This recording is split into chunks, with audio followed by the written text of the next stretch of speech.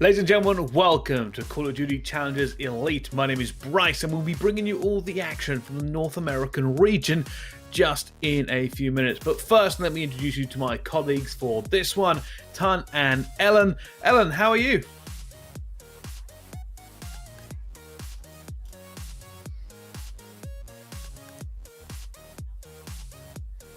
Awesome. All right, Ton, how about yourself?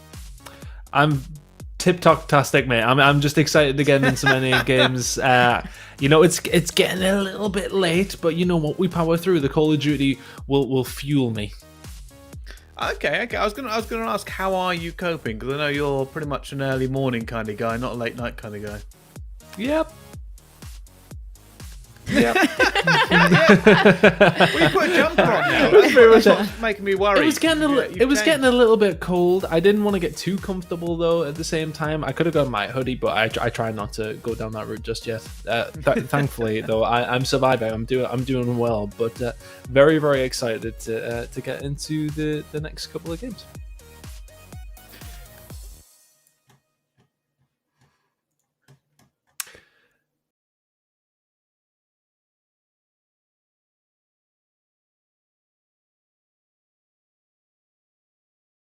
In terms of the format for this, of course, in the Call of Duty Challengers Elite, both teams do play a round robin in their respective regions for the first 2 weeks. The two teams in each region with the worst records at the end of the round robin will, of course, be eliminated.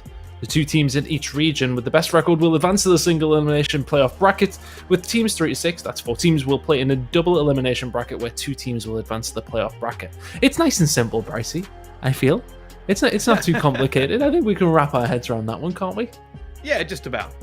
But if not, we are going to be here all the time, making sure you are all up to date with the latest games in Call of Duty Challengers Elite. So don't worry if it seems a little complicated. There's a lot of words, but it's very, very simple. We're just going to play a load of games, and we'll have a winner at the end.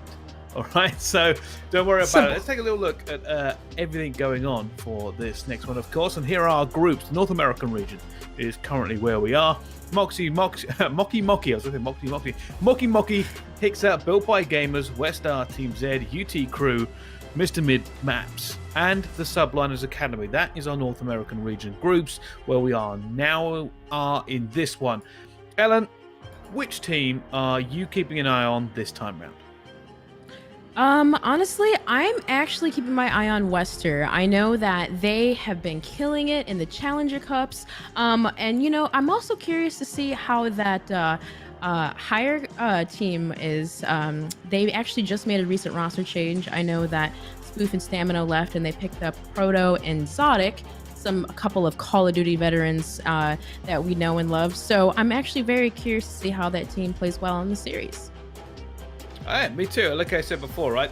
The best thing about this is if you are a Call of Duty aficionado, right? You've been watching Call of Duty esports for quite a while, and you're thinking, hey, I like watching the pros, I like watching some lower rank. Well, here's the great thing.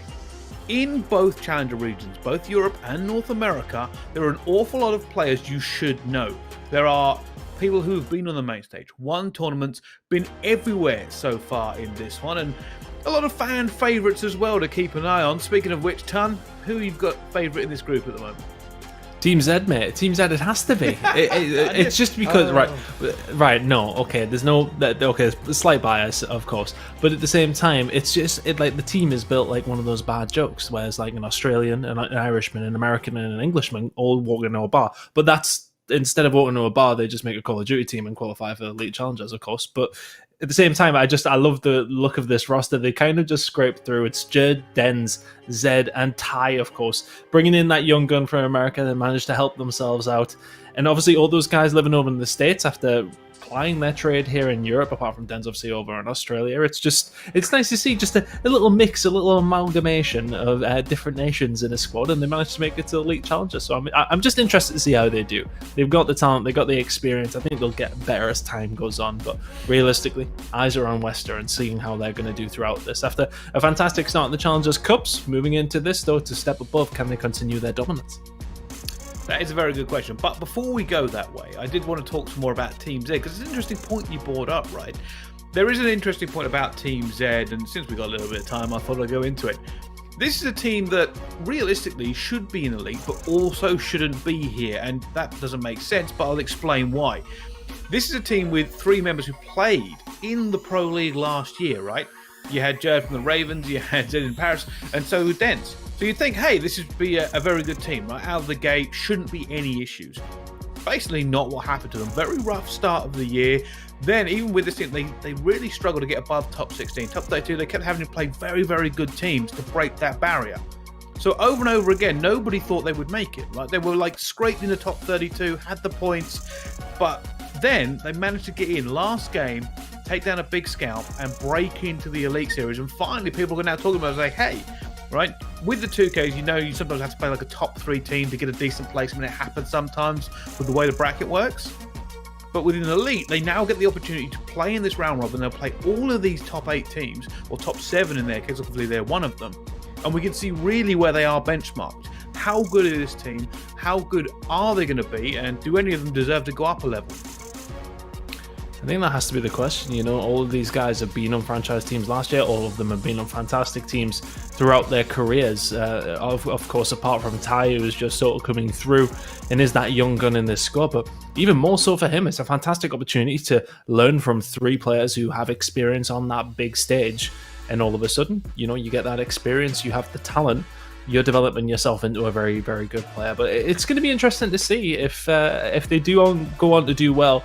I'm going to not put too many expectations on them immediately. I think, they will grow into it. As you said, things in the Challengers Cups, they can sometimes struggle if you didn't play in 1 or 2 of the first ones. All of a sudden, you're in a bad spot trying to qualify, trying to get yourself further up the ranks, and you end up having to play a WestR for like top 32. It's not the best of spots to be in, but they managed to make it count when it is really needed. Of course, in the qualifier, they get themselves here, and hey, you never know. You look at the talent on that roster and see what they could potentially do. As mentioned, they were all on franchise teams apart from Ty last year, so they're not bad players by any stretch of the imagination. All right, let's start talking about the game we're going to watch, because I will admit we have been a little bit delayed for this one. There are some updates that need to be done, so we are a little bit behind schedule. So at any moment, this game could start and we'll jump in, so we might as well talk about the teams now. Of course, our very first game, Mocky versus HYXR.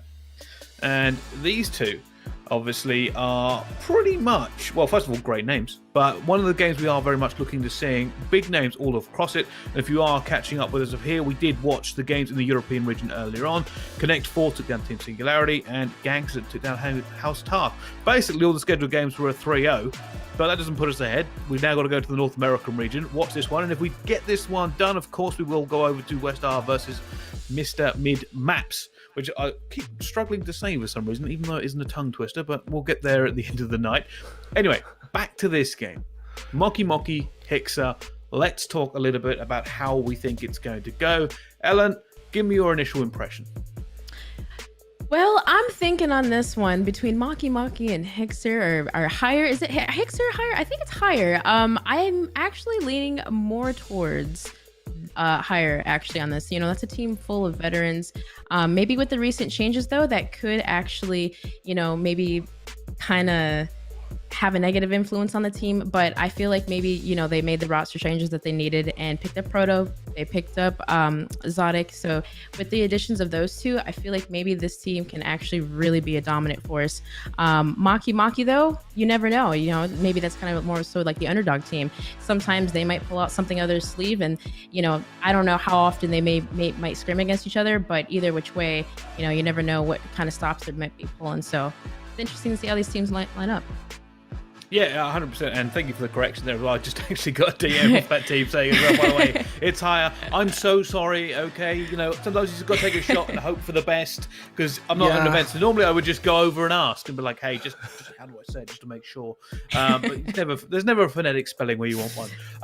All right, Ton, Ellen had a good point. It's going to be a close game regardless, right? Like we've spoken about the NA region about this before. But splitting the difference, right? How do you think this is end up going down? Like I said, big names on both sides. It's certainly a battle of juggernauts. It is. Look, there's some very, very big names on both these two teams. It's just curious to see if they can transition this in the Elite Challengers. Of course, in the Challengers Cups, things have been probably going a little bit better for Hire. Of course, with Mocky just sort of coming together for this. So interested to see how it does go down. But honestly, I probably would side on the side of Hire if I was to pick one in particular, Brycey. Okay, well, let's find out how it is going to go down. We have Garrison, Hardpoint, Moscow, Search and Destroy, Garrison, Control, then Checkmate, Hardpoint, and if we get that far, we will end it on Raid, Search and Destroy between these two teams. Of course, Ton, we will be saying goodbye to you for this one. I will be casting it with Ellen myself as we jump into it to begin with. Ellen, did you see anything from the maps there that may change your mind? Nope, nothing. I still think Hire might actually take this one. Like I said, but you know, it could go either way. You never know. It just depends. But I really think that Hire is going to take this one. I really do. Awesome. All right. Well, we are pretty much ready to get into it. So let's take a little look at Garrison Hardpoint. Jumping on board with Jimbo from Hire first of all.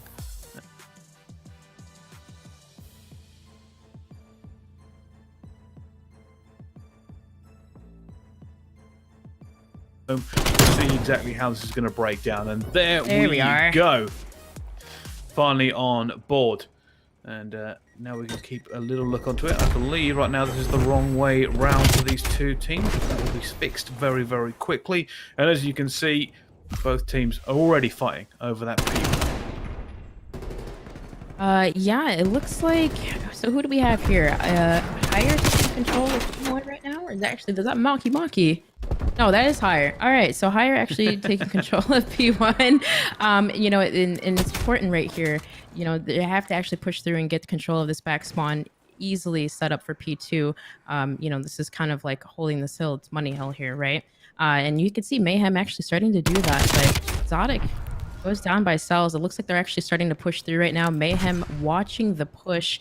You know, you got 3 flooding in from Mocky right now. And it's going to be interesting. See if he can actually stay alive here. And he gets two down. Oh, and in third, no, hollow. That's amazing play right at the back there. And like I said, it's difficult to break this one again, right? We spoke about it in Control. Pretty much the same thing. Like, you have to either go around the back, but you're going to be worried about the spawn. So this is more of a case of when do you choose to kind of give it up and rotate and try to get a bit more of that money hill in. And currently you can see Mocky just going to hold this one for here, and they're going to try and rotate any second. Now, actually, Proto coming through the back. Hire are going to get the scrap time off of this, and they also have the rotation. That's huge for them. Not only to get the scrap time, which they end up going to leave because it's not worth holding 10 seconds and losing, but they're also pushed this one out quite a way. Should have a player probably going towards the back and holding it, but knowing that enemy team is spawning out, they're not going to be in too much trouble. New hill now up, but they've got to hold this spawn, this first wave, just in case, and that's exactly what they're now going to do. You see players pushing through that vent alcove. They're going to try and go over the top. Big kills there from Jimbo, and Jimbo eventually going down, and a little bit scrappy, actually, considering, you know, I thought Hire actually were in a really good position to just lock this down. Eventually do, and that spawn's now going out. Yeah, Hire's in a really, really good position right now. Even you have Proto pushed up being annoying, but overall they have control of this P3 hill here. And it's going to be very hard. It's going to be interesting to see how Mocky breaks through. But look at Jimbo taking a kill down, not before he's traded out. Styles actually just got a kill on Hollow. And again, Hire has control of this hill. Easily just getting kills now. You're going to see they actually have to start pushing through this generator here, rotating onto that, that P5 hill. But looks like Proto's actually going to push through, not before getting shut down by Hollow. He actually gets a nice 3-piece, which is actually very amazing. Good stuff from him. You know, he's actually slaying out Hollow being 10 and 3. Keep a lookout on him. He's actually getting really good slaying power here. Controlling green, pushing out, slaying out, doing everything correctly. Well, I don't know how he stayed alive so long in that position, but right now, Mocky in control here.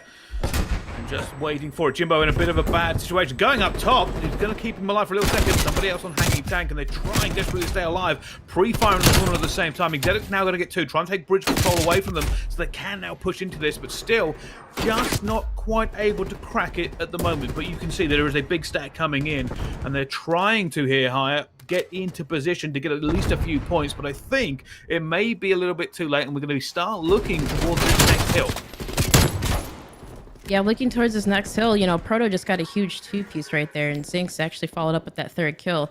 They actually might be in a good position here for the next hill setup, but Hollow actually gets taken down by Proto. Proto with the stop, getting set up on this P1 hill, and look at they have complete mid-map control. That's it's essential for this map. You want to have mid-map control, lock down those lanes, get that green control, and get set up for the new hill. But again, I can't stress how much it is important to have control of that. And they just executed perfectly, actually perfect. And oh, go ahead, sorry. No, that's okay. I was going to point out that this map is kind of a weird one, right? Because it has 3 lanes in places, but it kind of narrows down to 2 for a lot of the time. And that choke point happens to be around that middle section, even though there's a lot of cover there. And yeah, sorry, I just wanted to add to your point about it. You are quite correct. Mid-map control usually, especially around bridge, does pay dividends. But Exotic doing unbelievable work in bricks right now, eventually taken down by Sib. And that P5 looks like it's now going to be talking about going back to P1. And it looks like they're going to try and maybe get a bit of control up in top green for this. Yeah, top green is definitely crucial. As far as locking this down, and Jimbo gets taken out by Exotic. Looks like in favor of HYXR having control of that mid map. That's kind of scary. Again, like I said, setting up for this this P1 rotation, they have complete control. And Hollow's obviously going to try to push through the generator here, but not before getting taken down by Mayhem and Exotic again. That slaying power is key, and they're doing a really good job of that. Mayhem 14 and 11 right now. Exotic just soaking up that kill time. They're in just complete perfect positions right now to keep all this time on this hill, and they're gonna have to actually probably start pushing through here though, getting the rotations down, and they're doing a great job of executing that and soaking up that time. They certainly are now. Proto looking mid. He's going to see a player, and we're on board with Cells. Cells actually overwatching L at the moment, but that's probably not the big fight we need to be talking about, because while P1 is ticking away in the last few seconds, the big move to P2, it is a money hill. It can be held fairly easily. And like I've said before, it's easier to break it from the back. So they're going to be trying to push through bricks here, trying to get somebody into Arch. That's a big kill from Cells already. Trying to go through as well. Jimbo playing around Arch. There are no players around here at the same time, but no. HYXR shut down that original push. They will know at this point, though, they are going to be spawning out. So they're going to need to take brick control and try to get a few bodies in the area. They're just losing players everywhere. Proto going to have to try and stay alive here. Allow his teammates to reinforce around this hill, but in come Mocky. They're trying now. They're going to try and push on the outside alley. That heady there, it's not going to work for them this time around. It is going to be difficult. Exotic holding it down with that XM4, and now they're gonna have to do it all over again. Yeah, and just like that, Mocky, even though they got that new spawn, they're gonna actually have to start pushing through and getting that rotation onto P3, and it looks like actually they're still spawning back there now. HYXR actually in a good position because they can actually get that early rotation. Zinx is already locking down the bridge right here, so as long as he keeps this position, which it looks like he's actually already doing, starting to rotate back, locking down this platform here. This is a very nice power position for an AR on the map. He's gonna watch them. Look at easily walk right into him, and look at that. He gets. Oh no! He got shut down by Sib. Easily slaying out. Look at this, just easily breaking through the front. This is actually not a good position for HYXR, but they can hold this position here and get these kills and easily take over. And it looks like HYXR are going to start playing around it. Zinx actually with a great play around Electric. Managed to get it. This is a big kill at the back here. He goes down as well. And they have managed to clear house now. Realistically, if you're Mocky, difficult time to push back into this with 30 seconds. Probably better off going to P3 control, trying to get this down, maybe push out 18 a little bit and hold it for them. And they're locking down the bridge at the same time. Exactly what's going to happen here. Exotic trying to make a hole, and he has managed to. He's going to be in the point here, but nobody's with him. His teammates obviously just made the kills around P2 here. And if they can get bridge control, maybe they can help out with Exotic. Exotic unfortunately runs straight out into the middle, gets taken down by an ever-watchful Hollow. And they're worried about this spawn. His teammates have called this out because Hollow's now worried about players coming top green. And Sib's going to be up there and try and get them, but Exotic shuts that straight down. It's a little bit chaotic actually around the map here. Players spawning everywhere, and that's going to be trouble for anybody in the point. Eventually it has gone down and has been opened up. Yeah, it's definitely a lot of trades going back and forth, and with this hill, it's like, it's underneath the tank. It's kind of open in the middle of the map. What do? Do you lock it down? lock down the mid map, hop on the hill. And it looks like, Hollow's doing a really good job of locking down that green. And, right now they're thinking they got to start rotating to that P5 hill, getting those back spawns, because essentially they can hold the next 2 on this one, right? So, you see Mayhem already back here, back blue, holding this down, waiting for his teammates, waiting for Mocky to flood in, which it looks like they're starting to, anticipating that kill. And there he is, locking it down. Easy pickup on Hollow. There you go. Wait, who is? I think he doesn't see him. Sib is actually trying to push through, but no. Zinx gets the trade on him. Easy kills trade in right there, and they actually have control of the back spawns. And these trades are just going back and forth so fast. It's like, what's going on? But they're doing a really good job executing this. They certainly are, and it looked like HYXR at that point were actually trying to flip the map towards the back. It can be a very good hold if you could do it. Unfortunately, once they did it, they ended up losing a bunch of trades, meaning the hill actually went in favor of Mocky. Now, Hollow trying to get for this one, and he's actually moving a mile a minute, as he knows they have to try and play this a bit perfect. If they hold this for the rest of the time, very, very likely in this current scenario with 20 seconds left, they now want to start thinking about P1. Both teams should come out relatively equal, and I don't even think we'll end up seeing it end on P1. It wouldn't surprise me to see a stalemate around it, with players hiding on both sides of the boxes. May come down to a P2, but who gets that initial control? Because right now it looks like HYXR. They are in striking distance. If they can get one wave of kills, they could potentially end it here. As that new hard point springs up, players are now rocking through as well, and it will be all on Mocky to make efficient trades here. Cells may even end up going Vent. Not going to do it at this moment, and he ends up going down. Proto with a big 2-piece. Sib trying to get one back. That's a shot punch down on the wire, and still 30 seconds left to go. This is exactly what I said about it. It's going to be very, very contested between these two teams before they let it go. So keep an eye on that clock. Are they going to try and rotate early if they can hold this?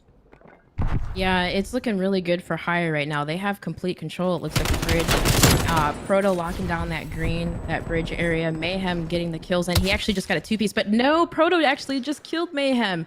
Not good, but you can see that they're actually spawning out P2. But you can already see that Proto is pushing through P2, getting ready to set up for this rotation. So like you said, are they going to fight it out, or are they going to rotate? And it looks like they already started to, but they got shut down by Mocky, and they're actually in a pretty good position here. They can potentially hold this whole entire hill time as long as they don't get slayed out. But as I say that, Zinx just got that kill on Jimbo.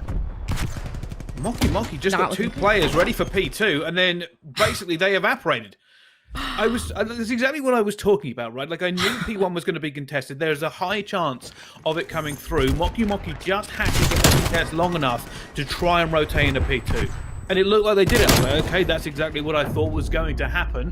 And then they got to P2, lost the gunfight by the rail, and then the other player was in arches and didn't even look in the right direction, unfortunately. I don't know whether that was just misfortune or timing that they weren't looking there. They were probably expecting the push through P5, and it didn't work out for them. But HYXR end up going up 1-0 in this first map. Yeah, that was actually pretty crazy because it looked like they had complete control of it. So, what was the issue there? Was it communication? Did they not see somebody? Or, wow, I really thought they had that there. So, yeah, it was pretty interesting to see. But hey, so far, HYXR up 1-0 in the series. Yeah, if I'm just going to theory craft what actually happened there at the end, I'm guessing that they probably thought they were going to come off P1 and try to hit straight towards archers and bricks, which is where you'd expect a team usually to break for. But because they ended up brute forcing it, that player who usually would lock down control, and we saw them actually going into that power position behind the truck, wasn't there quite in time. Half second earlier, might have had that pre-ammo up, taken that first kill down, able to dip around a little bit and hold it and even call it out. But unfortunately, like I said, I think the team Mocky probably thought, right, they're going to go P1. They've got time. They can give us a hard break here through bricks and arch. Didn't work. So unfortunately, they just got a little bit flat-footed, and that allowed HYXR to go, okay, well, we've taken this now. Yeah, basically, when you get an AR in that spot on that satellite, it's definitely very, very hard to break. You could just sit there and just watch the lane down and watch them flood in through bricks, watch them flood in through the side, and like you said, they just easily did that and locked it down. Yeah, 100%. Now, do we think that it's going to keep going this way? Because it was very even in that one, right? I think HYXR may have been in a better position for the majority of that hard point, but do we see them continuing forward and into the S&D? Yeah, a lot of the I feel like, we probably will be because, coming off that map, they had a lot of momentum. Their slaying power seemed pretty much consistent all across the board. I believe on the side of Mocky, Jimbo was kind of having a slow start there in the beginning, but slowly actually started to pick it up. So it could go either way, either Higher is just gonna, keep that momentum up, clutch up, maybe even 6-0, you never know, just that momentum, keep it strong, or it's just gonna be a really close matchup. But on the side of Mocky, they're under that pressure. Like, okay, we just lost this. No, we need to get our head back into the game. Let's get it together. Talk about what they could do better, and then take it into that search and clutch up, tie up the series 1-1. Could go either way. 100%. I believe we're going on to Crossroads Strike for this next one as well. And that, for me, it's an interesting one as well, because I'll be honest with you, I'm not very good at it. I'm just going to freely admit it this time. I'm not the greatest player of this map. For me, it's a lot of patience, right? It's always going to be a difficult push here because of all of these different angles you end up pushing. Like if you go towards the P1, the big tank in the middle, you've got to check your corners very, very carefully around mid-alley. I've always thought on this map especially, a lot of the map control in Search and Destroy revolves around there, right? Because you can basically hold both bomb sites straight through there. And I've been told, actually, I'm lying. It's not this map. It's going to be Moscow. So ignore me completely. Here we go. See, production's got my back, right? This is how it's actually going to go. Moscow Search and Destroy. Ignore everything I've just said. We'll at least we know how you play it. Yeah, badly. I play it badly. That's how bad I play it. I get it confused for other maps. But yeah, so okay, slightly different then in terms of Moscow Search and Destroy. A lot of people end up hitting that one bomb site at the moment. And like I said before, right, at the moment we don't have the ability to have smokes or snipers in the game.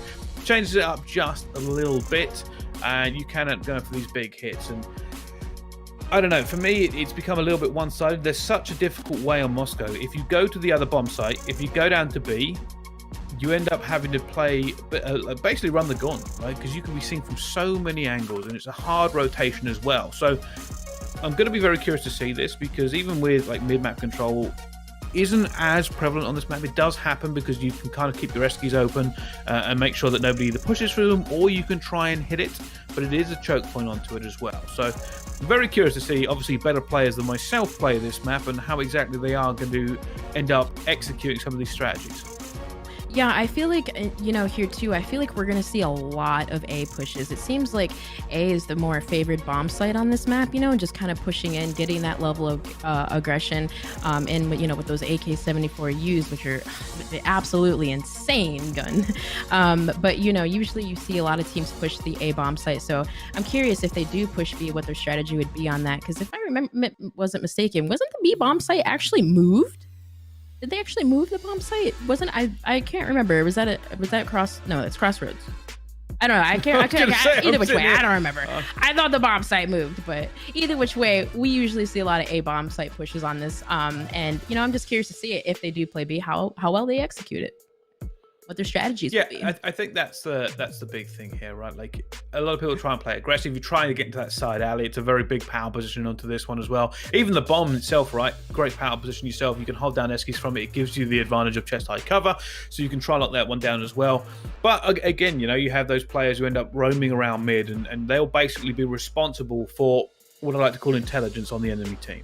It's very important on this map, especially if you don't see anybody straight going for that push, to try and figure out exactly what they're executing. Like I said, it can be a long rotation if you are on the offense.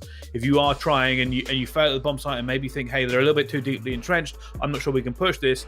To rotate, you can either go the crazy route and try and dive escalators, go through mid, try to get through the problem of platform, try to get through dubs, out towards street and statue, and try to play it around there. But it is a dangerous route to go, or you end up going back through your spawn, which also, by the way, takes a while.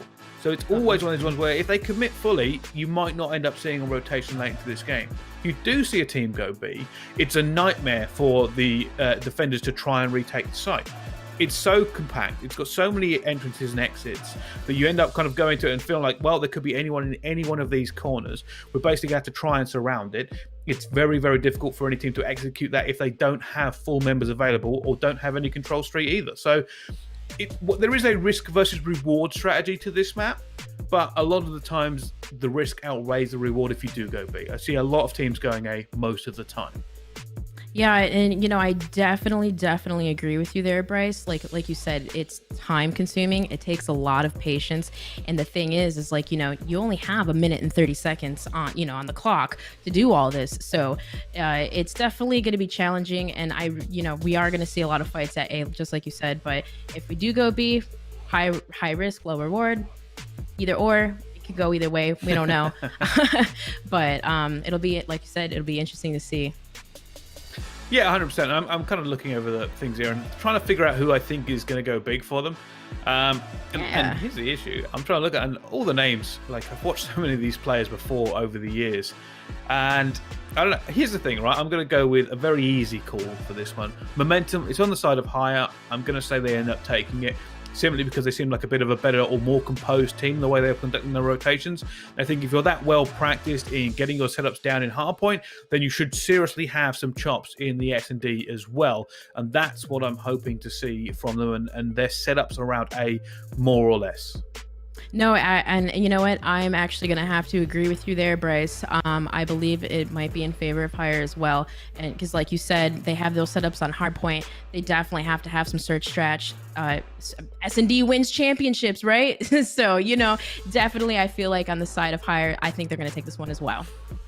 Well, funny enough, the first one is open, and if you remember what I said about sometimes the very middle of the map being a horrible area to end up running down, well, that's actually what happened on that first round, and 3 of them tried to push mid-map and all ended up dying pretty much straight out of the gate. We're going to see it here again, and there we go. Well, all right. Huge kills from Jimbo. Says thank you very much. That was a perfect place for you to all line up. Yep, he said thank you. Come again. It's lined right up there for him. Well, we'll see what they're going to do next. They actually ended up trying to look like they were going to try mid-map control. One player ended up going B straight, for those of you who missed it. And we'll see exactly what they're trying to do now. And it looks like they are going to go for maybe a bit more of a spread here this time. And you can see, Proto, just keeping an eye on the street. They've got a few set up around A, but this is a very, very reserved play already from Mocky. Choosing not to really get themselves out there. Maybe the old split and look for picks here, hoping that higher will be the aggressive team. Nothing really happening on the map so far. Yeah, it's kind of interesting too. On the side of higher at the beginning, it was kind of a fast defensive push there. Like they just pushed up and then sat, waiting for these picks. Waiting to see if they can run into somebody. It looks like actually Proto does run into somebody. He takes down cells. Perfect positioning by higher, just pushing up to those corners and waiting, expecting their teammates to push, or excuse me, expecting Mocky to push. Well, somehow, Mocky Jimbo's managed to get through. This is a player down there, but like I said, power position. Mayhem says, hey, I can duck out of your fire and come back whenever I choose, and punishes him for it. And there we go. Again, that's another push that went towards mid-map originally and hasn't really worked out. When they managed to get A, Jimbo actually managed to get up escalated into A, which I was surprised at, but that hasn't worked for them. Defense so far, both sides have ended up winning it. We will jump back onto the attack this time around with higher.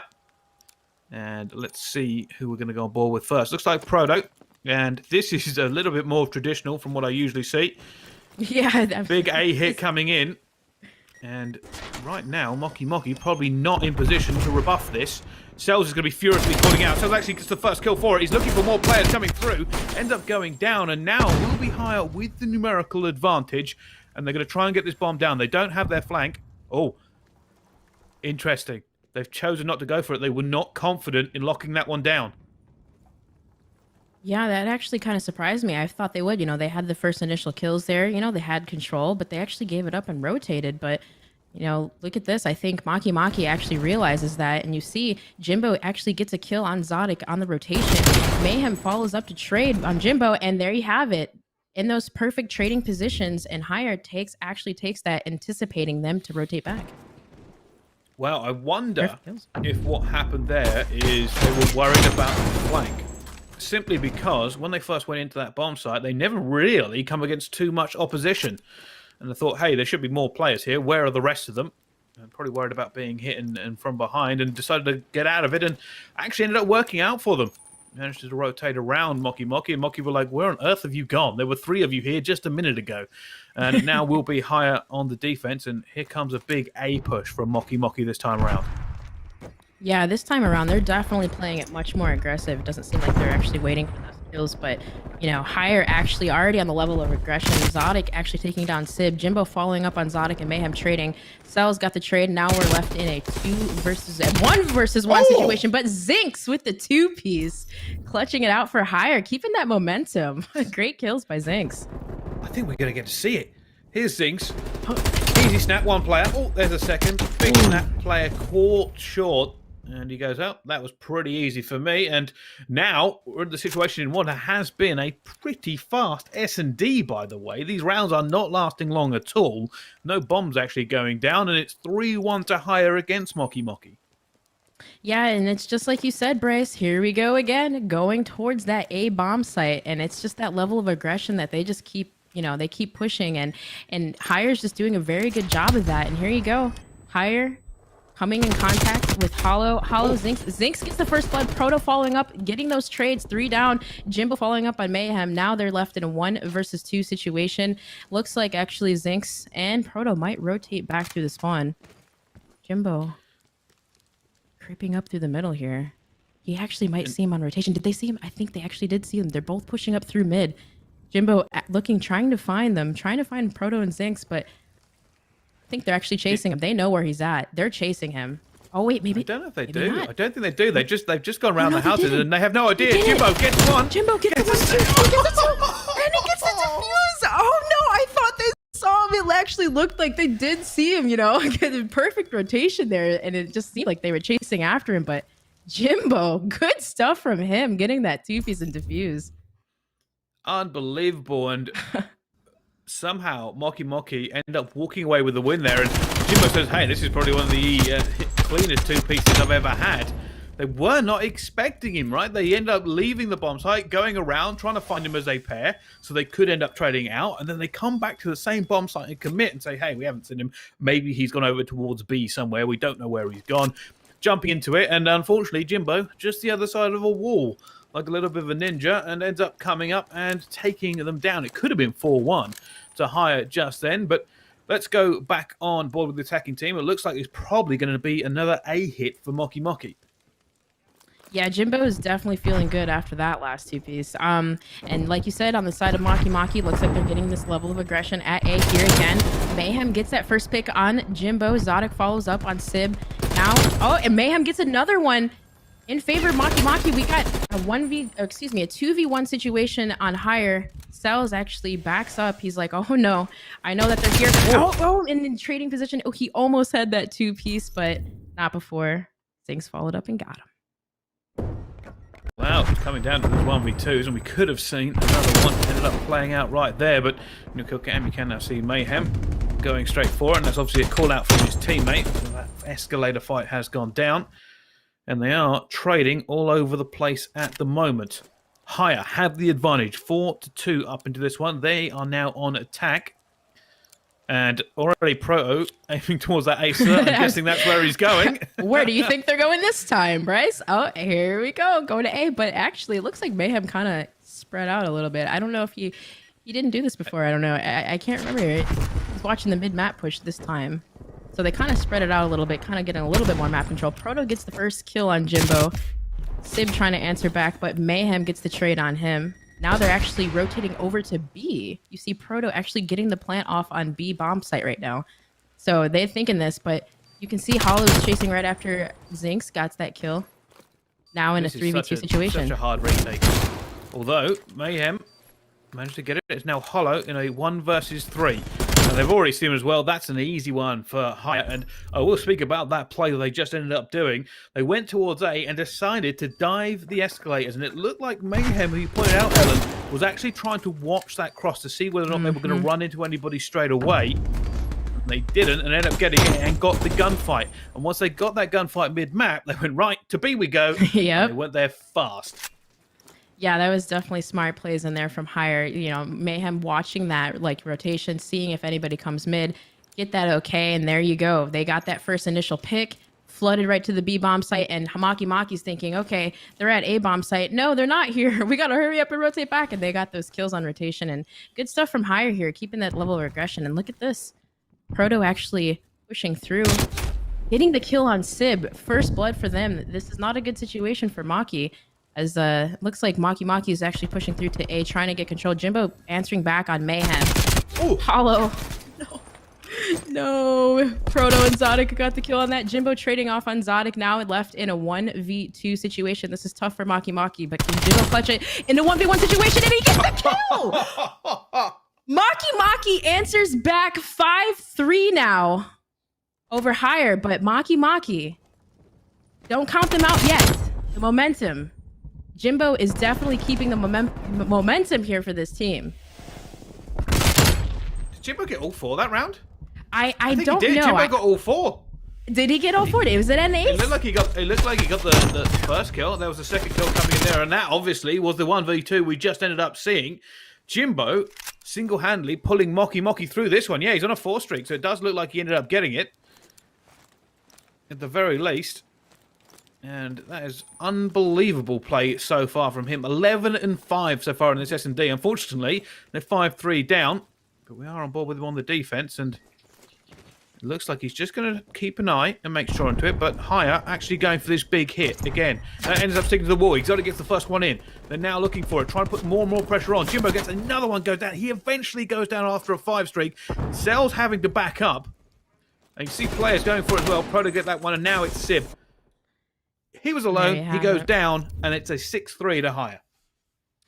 Yeah, there you have it. You know, unfortunately with Jimbo, I believe what was he, 11-5? You know, having that type of stats. I think he was 12-5. Ended up 12-6. Yeah, it's just, you know, 12-6, and it's just Jimbo really tried there, but unfortunately Higher with that teamwork, level of aggression. I think Mayhem too. What did he end up? Like 11-5 too? I think it was Mayhem that actually I was looking at that was 11-5. They just completely overall had that level of aggression and kept taking control of that A bomb site. Yeah, like I said before we started, right? Like A bomb site is the traditional head on this map at the moment. It has a more of a like, well, we can hit this as a squad, and realistically, the defensive team has to spread out a little bit more. Yeah, you can commit fully and try to go 4v4 a day, and if you commit your defense there, great. But if you don't commit your defense there, you might end up having a hard retake at B, and that is a very difficult bomb site to end up retaking simply because of the complexity of it. So yeah, A, like I said, risk versus reward. A is traditional. We ended up seeing both teams going for a non-traditional start. They didn't do the A hit. Both lost it straight away when they hit the offense, and then it basically went back to normal, apart from that one Eskies dive, which worked out so well for Higher. But no, a really interesting S&D, actually. It was very, very quick, though.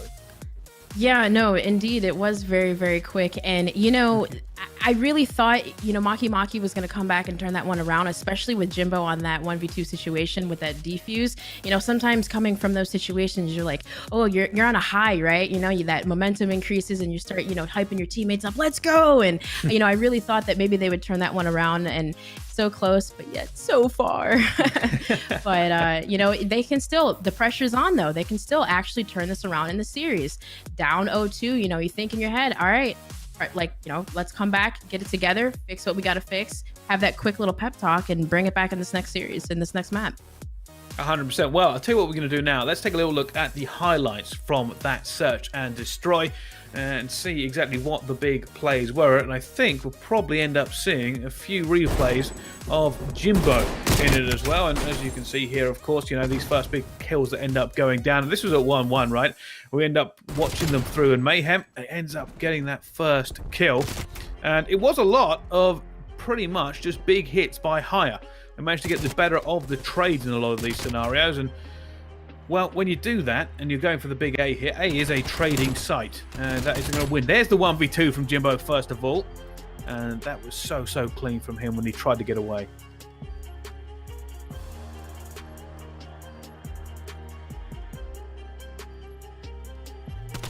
And another thing to kind of mention for this one actually is when you end up seeing the big plays. By the way, this is the other Jimbo clutch, right? There you go, there's one. And that second player pre-fired, and Jimbo still ended up winning the gunfight. Sorry, I was having a little bit of technical difficulties there. Like my whole PC just went black. Yeah, I didn't see the replay, but absolutely, Jimbo went huge for the squad. He literally, I hope that maybe that momentum into the next game, he can carry that over for his teammates and they can come out and take this control. And hopefully, maybe we'll see a reverse sweep here. We don't know, but you never know. You never know what can happen with Call of Duty. Well, I'll tell you something. If I'm higher right now, I'm like, why have you cursed us to say reverse sweep, right? Like, that is a dangerous one. But obviously, we are going to go into control now is our next map. And for me, control's always an interesting one because I always say it's a little bit like Hardpoint at points, and then it goes into an S&D game very, very late. And we are going back to Garrison on it as well. And we've seen a few Garrisons actually tonight, Garrison controls, and it's kind of a crazy one about how, you know, you have to kind of break B from the reverse into the spawn. Ellen, are you having another technical issue? I think so. Okay. Yeah, no, I don't know what's going on. This is kind of weird. My screen's just gonna keep blacking out. It's really interesting, but yeah, it's gonna be very interesting to see here in this Garrison control.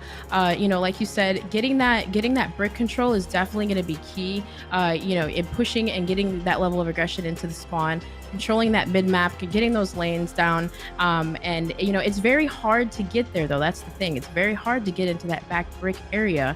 It's very hard to, you know, push out into that back platform or just control the spawns. But if, you know, higher on the side of higher, they've been slaying pretty well. But you know, if Mocky can get those slaying numbers up, and we can maybe hopefully see them control and take this this Garrison map.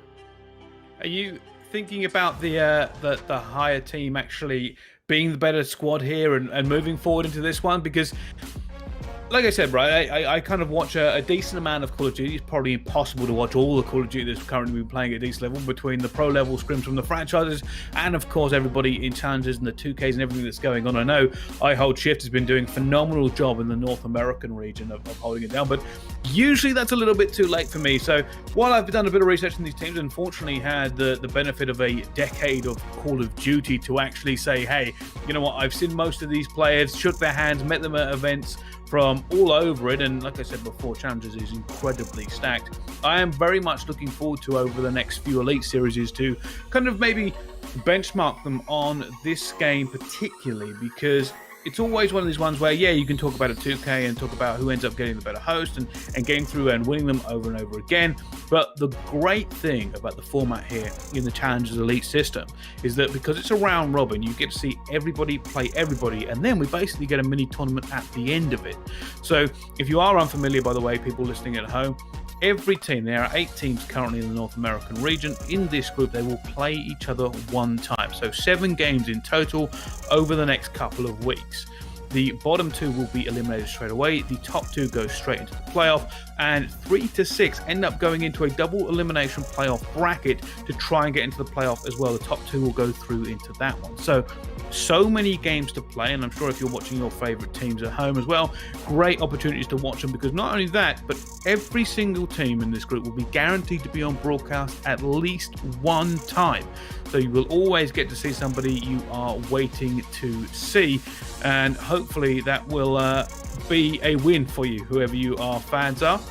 And I believe we are going to go into this game very, very shortly. I know the teams are almost ready. But before we end up doing that, I believe we are going to go to a quick commercial break. Don't go anywhere, and we will see you right after this for Map 3, Garrison Control.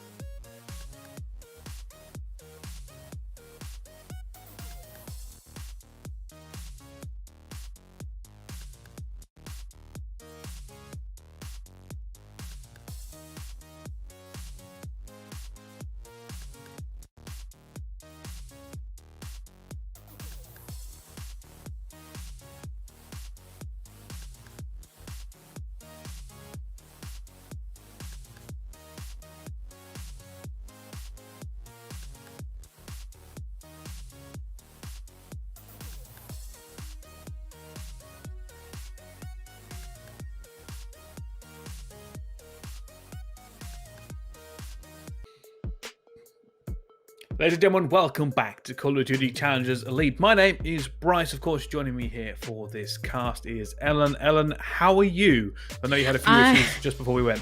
Well, I had a little bit of issues. Black screens is never fun. I could not see a single thing, but we're back on. We're good. I'm great. I'm ready. Awesome. I'm ready for this matchup. Good to hear. I believe we'll be getting to our next game. Anyway, if you are just joining us, of course, we are watching Higher against Mocky. Mocky, so far in this series, Higher have gone up 2-0 as we now move into map 3, which will be Garrison Control, to see whether or not Mocky can start to stage a comeback or whether or not Higher can bury this 3-0. Ellen, before you left, we were talking about it, and you said you think maybe Higher have this in the bag. Yes, I do. With the level of aggression and the plays that they're making, Higher going into this is definitely looking like the better team. But that may have lit a fire again under Mocky's side of things. So we may see a turnaround here, maybe a reverse sweep. You never know. But if Higher continues to play that the way that they were playing and keep that level of aggression and, keep getting those trades and baits and just doing those perfect plays that they need to do, I really feel like they will close out the series here. All right, well, let's see whether or not that ends up happening. The game is going to be underway very, very shortly. And I'll tell you something, for 2:40 a.m. where I am, I'm actually way too awake. So I'm very much looking forward to getting into this game and seeing how it ends up playing out. And I will agree with you, right? Everything I've seen so far has said to me that Higher seem to be the better team. And I said before, their rotations on the hardpoint were on point. They had great S&D play. They pretty much knew what they wanted to do with the way they were going to.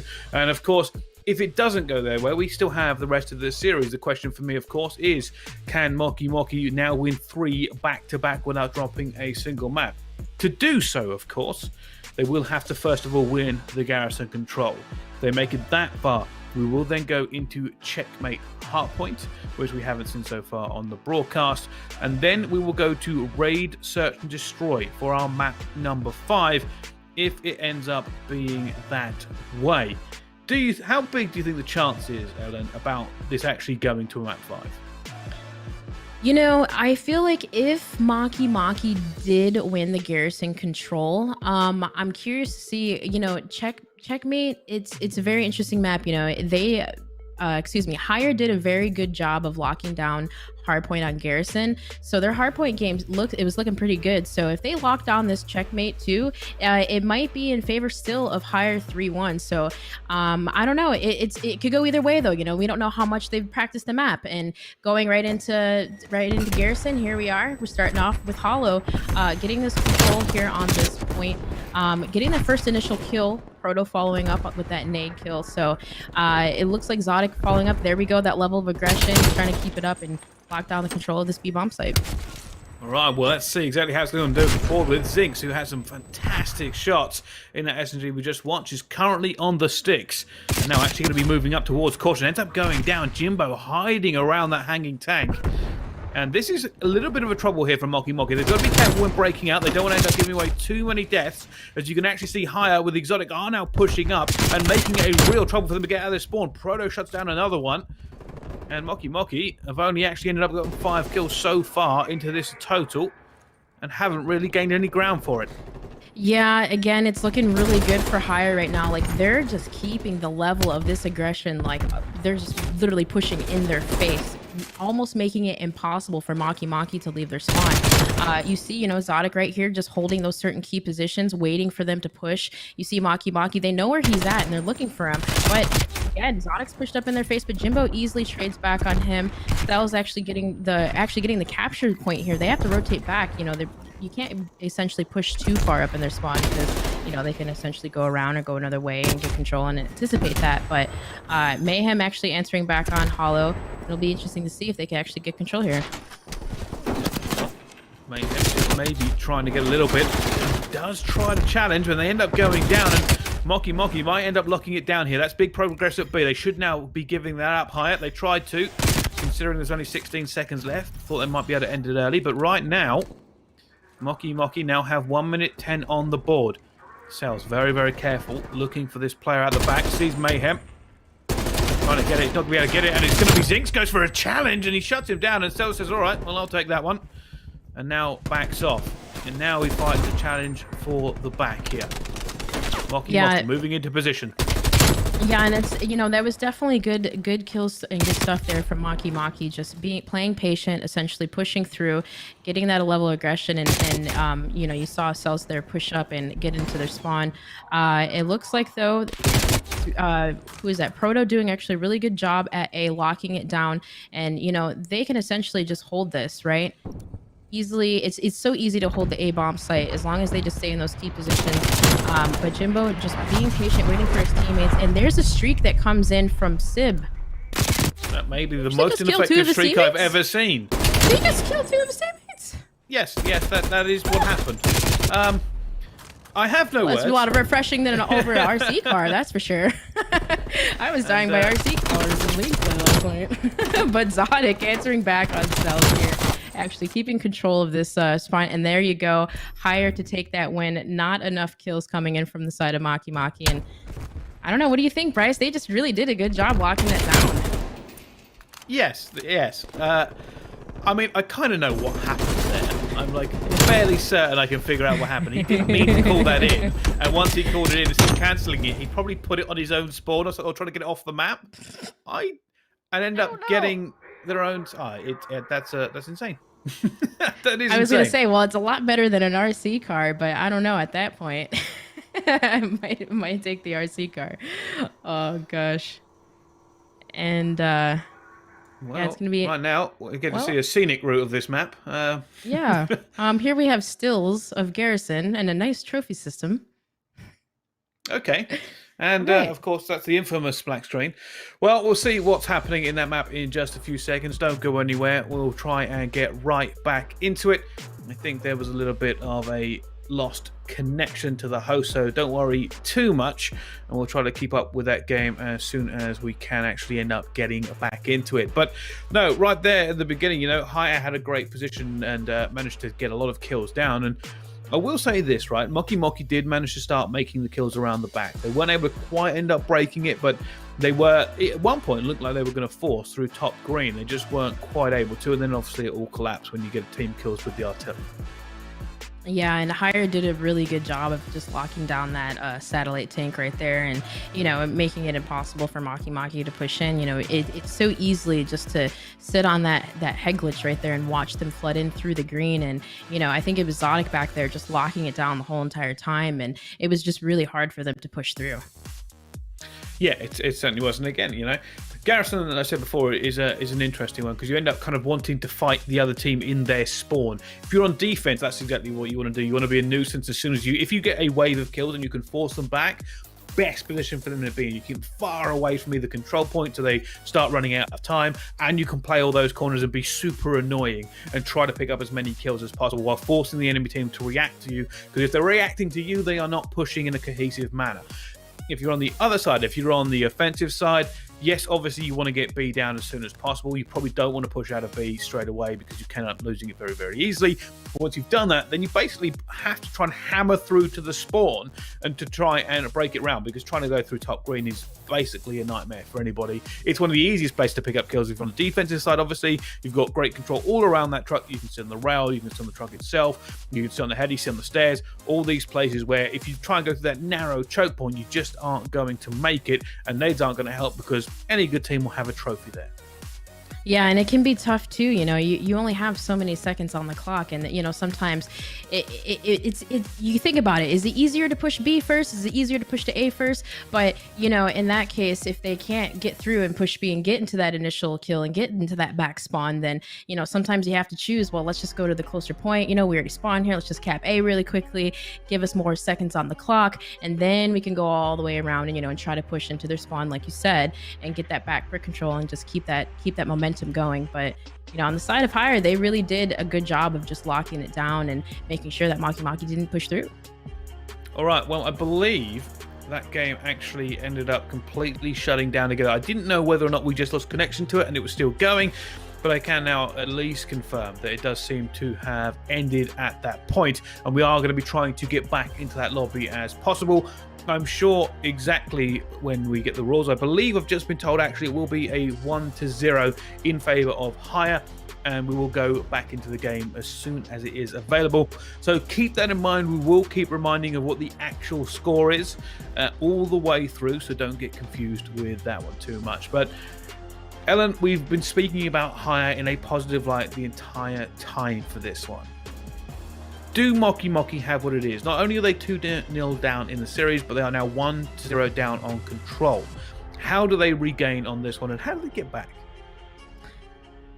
You know, it's tough. Being in that situation, it really is tough. You know, momentum might be low or it could be high. You know, for some people, it does really motivate it. But mentally, they just have to get their head in the game and play what they know best. Play the game, slay out, call out to each other, just try to focus on what's happening, and hopefully, you know, they can come out on top of it. But I don't know, at the same time, Higher's really looking scary right now. You know, they're locking the map down, they're doing everything correctly. So it's really hard to come back from a team that is playing almost, you know, so perfectly. But I don't know, on the side of Mocky, you know, if they can get it together and figure out what they need to do to counter everything that Higher's doing, then maybe we can see a sweep here. At least maybe, you know, take this map so we can lead it into a fourth map and then come back. All right, well, I believe we are now back in the lobby for this one, and fingers crossed everything goes well and we can get you straight back into this game and everything make sure is just fine, because we've had a few technical issues tonight, but that's to be expected when obviously remote broadcasting around the world and everybody's doing a fantastic job in the background. So I will take this opportunity just to thank everyone working very hard in production to get this going. I know it's a little bit of a fire at times, but I'm happy with it. I'm sitting here more than happy with just being able to talk and watch fantastic Call of Duty. Alan, I also want to take this opportunity to speak to you a little bit, because this is, sure, a lot of people don't know, your very first broadcast, right? And I know you have to work with Ton, and that's always going to be a disappointment, but how are you enjoying it otherwise so far?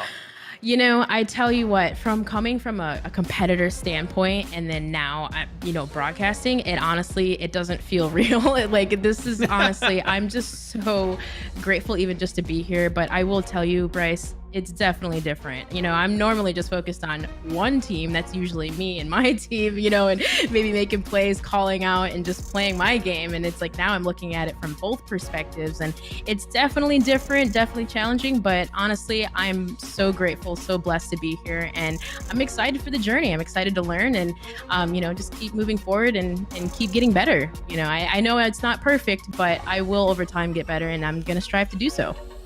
Hey, you're doing a great job. Just to put this out there, like, you should have seen me when I first did my very first one. I was more than nervous way back ago in a warehouse in a place called Telford in the UK. Certainly not anything like I am now, and I'm looking forward to working through the rest of the season. Like I said, you know, you've joined the A team as far as I'm concerned in terms of broadcasting, and we are more than happy to work with you for the rest of it. And I'm hoping that you know, you are enjoying it. I think that's the key thing for this, right? Is I'm obviously a fan of Call of Duty, but I very much enjoy casting and just talking Call of Duty, and I hope you do too. Yeah, I do, and like I said, it's definitely different, you know. And I love nerd. I mean, who doesn't? It's Call of Duty, you know. We all love to nerd out on Call of Duty, you know. And you know, it's just it's really awesome to see some of these players that I used to play against, now seeing them in this light and talking about it and just being up here. It's so honorable. I'm so honored, and it's truly an experience. And I love working with you guys. Love the team, and of course Chris. You know, everybody picks on Chris. I think Spaceman was picking on him earlier. Oh, I love That's it. the I love rule. you guys. It's the awesome. law. It's awesome. I know. I've been hearing that. I'm like, why? He's like a teddy bear. He's like a teddy bear. Come on, Chris is so nice. You have to be mean to him, because otherwise his head gets way too big, like super fast. It's like one day you'll be like, oh, he's fine, and the next day it's like this. But anyway, enough of that tangent. Let's start talking about this game once again. Of course, if you are watching right now and wondering what we're talking about, we are obviously waiting for this game to restart. There's not just this game. We have another game after this one as well. We are doing this today. We are doing this tomorrow and for the next couple of weeks for Season 1 of Challengers Elite. So much on the line. But as I say that, it looks like the game is ready to restart again. So It is going to be, of course, 2-0 in the series to higher, but it'll be 1-0 in the control. So we will remind you of that as we go through, that this obviously will not mean the team gets to 3. If higher get to 3, they just have to get to 2 here straight away. But jumping on board now, and we can see the teams going back and forth, and it does look like higher are going to be the team to try and break out and try to get towards B first of all.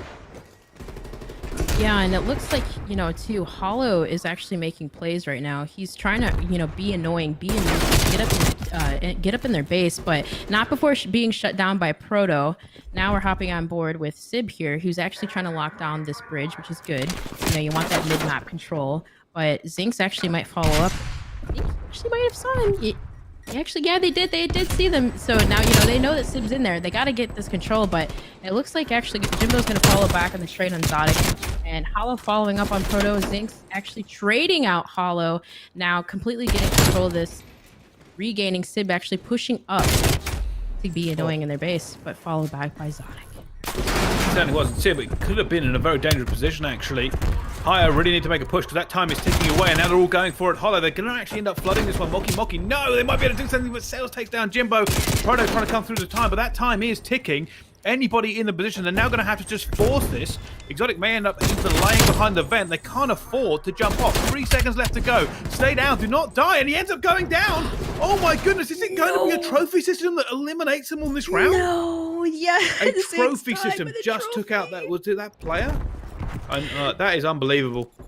Yeah, Can't mess that's around not with 3 good. seconds to go. Oh no, that's not good. Being in that situation, 3 seconds to go, and then dying by a trophy. But you know what? Mocky answered back now. Now we're tied up 1-1. Keep in mind in favor higher. We're actually going to hop on board with Sib here. Well, it's going to be interesting to see which bomb site they actually push first. Capture site. Bomb site, capture site, same thing. You guys know what I mean. Capture site. All right, well, back to 1-1 now as well as we jump on board with Sib. And he's trying to just keep an eye on L, but he knows players going to push through the mid, and already Exotic has done it, but that will be traded away by Cells. And you can see already Mocky is trying to get in a position where they can get to be very, very simple, but it hasn't worked out for them. Higher already being very, very aggressive. They've now managed to get a wave of kills. They're pushing up super far. Zinx gets Hollow. Proto sitting on to caution. Is going to wait for this player. He's in Jimbo. Jimbo somehow gets away alive with it. Proto forced to duck out as they now know his location. But Mocky have to fight from their spawn outwards.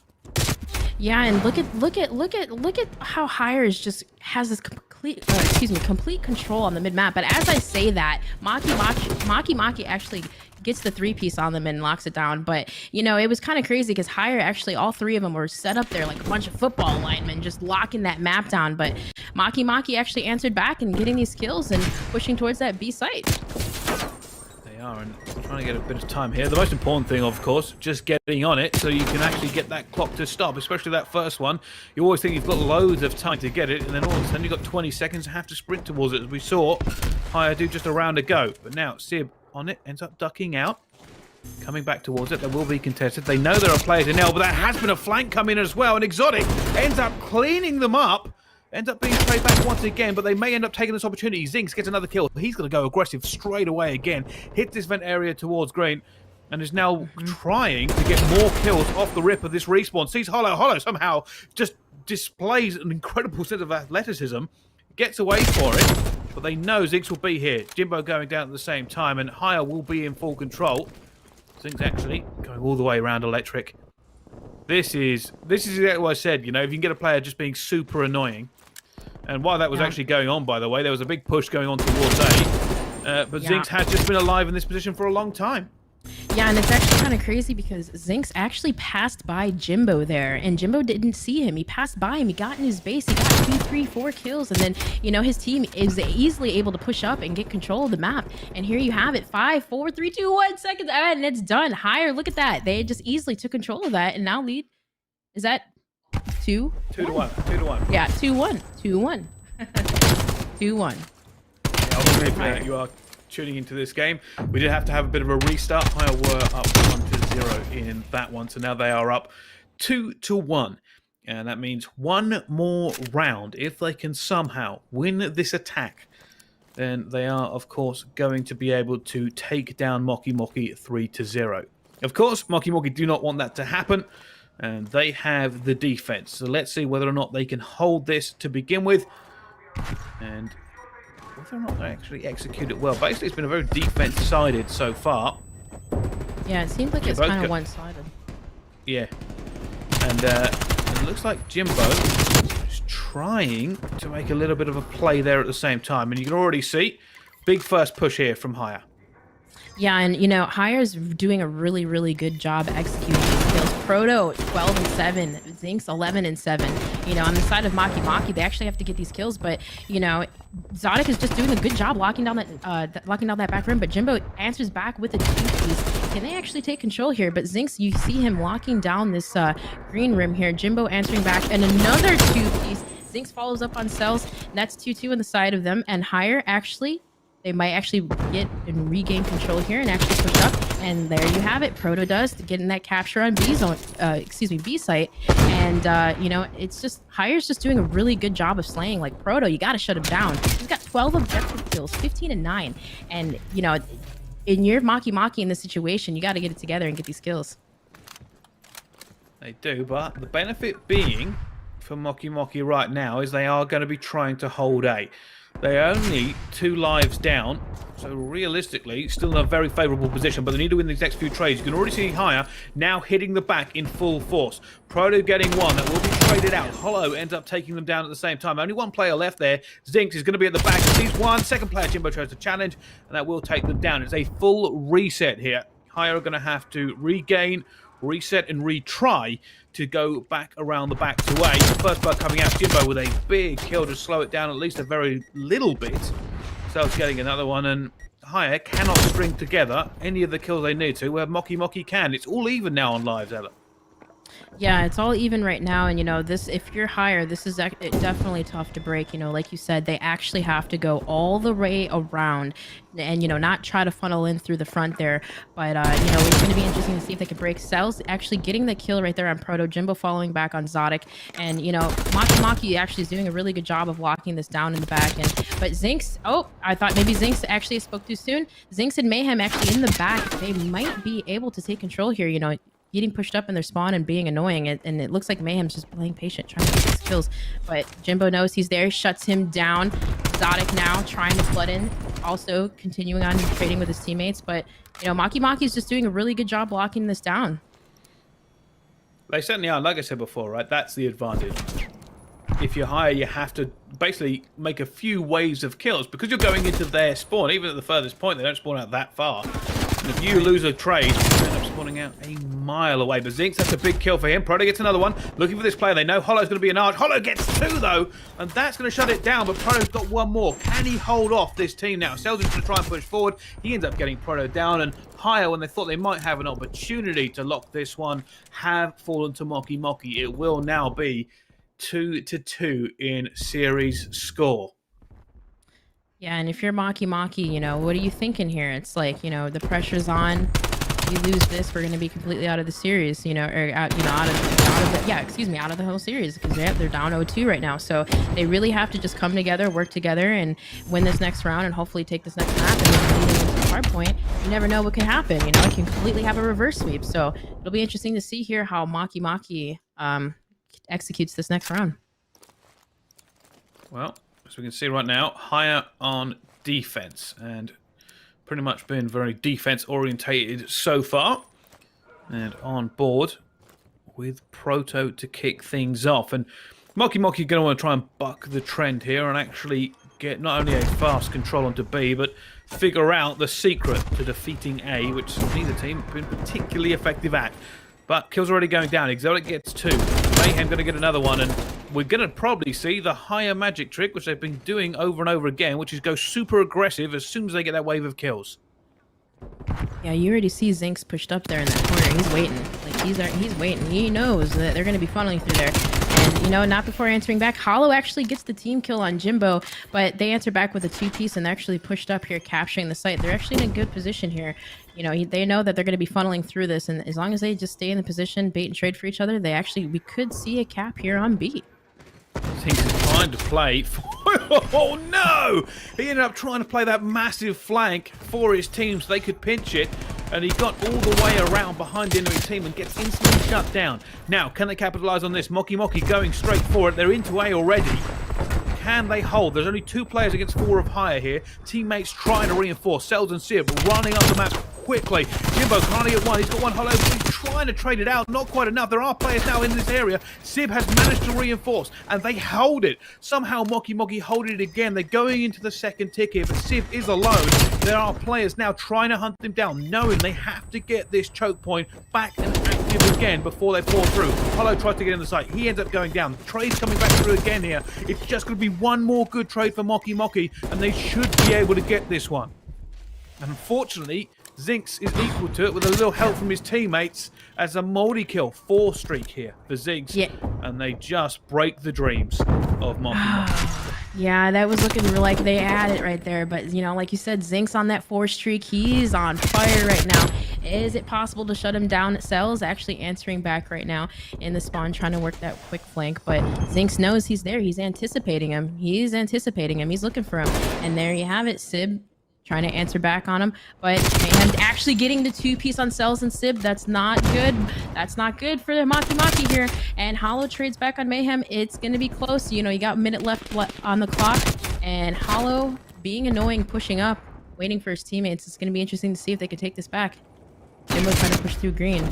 Not before Proto sitting in that corner, picking him off. He's just playing patient. He knows that they're going to be flooding through there, so easily just trying to take control and stack the hill and make sure that they just, you know, they run through those point power positions and hold it down. Well, that's a big kill by Sib. Can they make this push, though? Because if they do, they're in a great position. If they don't, they're in a very bad one because of what little time remains and what little lives remains. Sib, that's a huge kill for him, but Mayhem may have held it off a little bit here. The kill's gone down by Proto, and now Mocky do not have the time to hit the back. They would have to literally be Hollow making this entry kill straight away. You can already see kills going down. Zinx is in a great position to lock it at the same time. And unfortunately, Mocky may have to try and push through green. They only have 2 players left into this one. Zinx is shutting them down. It's now all onto Sib. Sib tries to jump out. Down they go as well. And that is the killer of time. It takes your options away. You don't get the opportunity. And that will mean that higher 3-0 Mocky in their first game of Challengers Elite. Yeah, Zinx really held it down here. Like, the slaying power from him is definitely super impressive. Like, look at him getting all those kills on that point. It's just awesome to see. And, you know, on the side of, we got Proto, who is 20 and 19, Zinx 30 and 15. Good stuff from higher from them on the slaying power and locking that map down for sure. Oh, 100%. Anton, welcome back. Thanks for joining us here on the broadcast. What did you take away from that one? Higher just looking solid across the board, realistically. You know, it felt like when the clutch up moments were coming, and, you know, it felt like Higher just had them every single time. But realistically, a relatively comfortable game for them. They're coming into this as one of the teams to look out for, to be in that top 6, top 4 sort of area. And realistically, it was comfortable. It was very, very comfortable. Yeah. If you look on the other side of things for Mocky, there's very clearly things to work on in that scenario. Obviously, the control a lot closer than some of the other games, but it comes down to both teams being comfortable on the defenses for the most part. And ultimately, Higher just get the defense on the last time around, of course, and then close out on that scenario. But just very, very solid work from them in terms of every single game mode, just looking comfortable across the board. Yeah, pretty much. It's a great way to start off a campaign, right? You know, they've got to go through everybody, and they make a bit of a statement here for it. And as Ellen pointed out, you know, Zinx had some spectacular plays throughout that entire one. And I think as well, you know, we can take a look at the maps and how that ended up actually playing out for it, because obviously Zinx had a great showing at the end, and we'll probably cover him a bit later on. But this is how it ended up going down. Garrison Hardpoint. Higher end up winning 250 to 205. Then we go into the Search and Destroy on Moscow, and it's Higher again, 6-3. Very confident play for them. They seem to really enjoy mixing it up and going for those big trades. And then we go into the Control, right? And Higher end up winning 3-2. could have been a very different story, though. There was a chance for Mocky right in the last round of it. They managed to get into A. They did all the hard work, and they fought like lions to keep it in their fingertips, but unfortunately, they just weren't able to get enough bodies in the zone. And one of those reasons is the slaying power of Zinx, as we pointed out. 30 and 15 was the final statistics, but of course we are missing a round as well for that one, Ellen. Yeah. Zinx definitely did a really good job at slaying power. Proto, following up on those kills too. I think he was, what did I say, 20 and something? I don't know. But either which way, they were definitely looking good, getting those trades out. And, they just completely locked it down. They completely shut Mocky down. And, it's kind of hard to come back from that when you have two players who are slaying so well and, just kind of constantly being in your face and always shutting down your plays. It's really hard to come back from. But HYXR definitely did a really good job at locking that in. Oh, 100%. Well, not only do we get to see great plays from HYXR, but great plays across the board. Of course, this is today's schedule. We started off with Connect 4 defeating Team Singularity 3-0. Then we had Gangsters defeating House Tarth, also 3-0. And I don't know if you're seeing a pattern here, but in the game we just watched, HYXR defeat Mocky 3-0, which of course means that our next match will be WestR versus Mr. Mid Maps, and I'm going to say it right now, it's probably going to be a map 5, because that's the way that Call of Duty likes to roll, baby, and that's how we do it over here. But of course, that's also going to be another great game, right? WestR is a team a lot of people have as one of the favourites to take this region by storm, and of course, Mr. Mid Maps ended up slipping in just the last bit. I think they were the 7th team to qualify for the North American region, Tom. To be honest, Bryce, when I looked at this schedule, if any of the games that I thought was going to be 3-0, it was this one. And all the other games went 3-0. So you're probably right. It's inevitably going to a map number 5 between these two after so many quick games. But yeah, realistically, look, WestR are the favourites for this. One of the favourites to take the whole thing on the NA side of things, and very much touted as one of the best challenger teams on the planet at this moment in time. Interested to see if they can bounce back from a cold week number 5, of course, in the Call of Duty Challengers Cups. I'd be interested to see if they can bounce back, and they've already had a good start of things. They won their first game 3-0, and I believe that was actually against Built by Gamers, who are one of the other favourite teams. So it's a big result for them immediately coming out the gates. They'll be wanting to do the exact same thing in their second game of the night. All right, well, we will find out. Of course, this will be our last game of the night here in the North American region.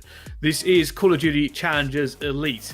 Don't go anywhere, because coming up right after the break, a very big game. It will be WestR versus Mr. Mid Maps. We'll see you right after this.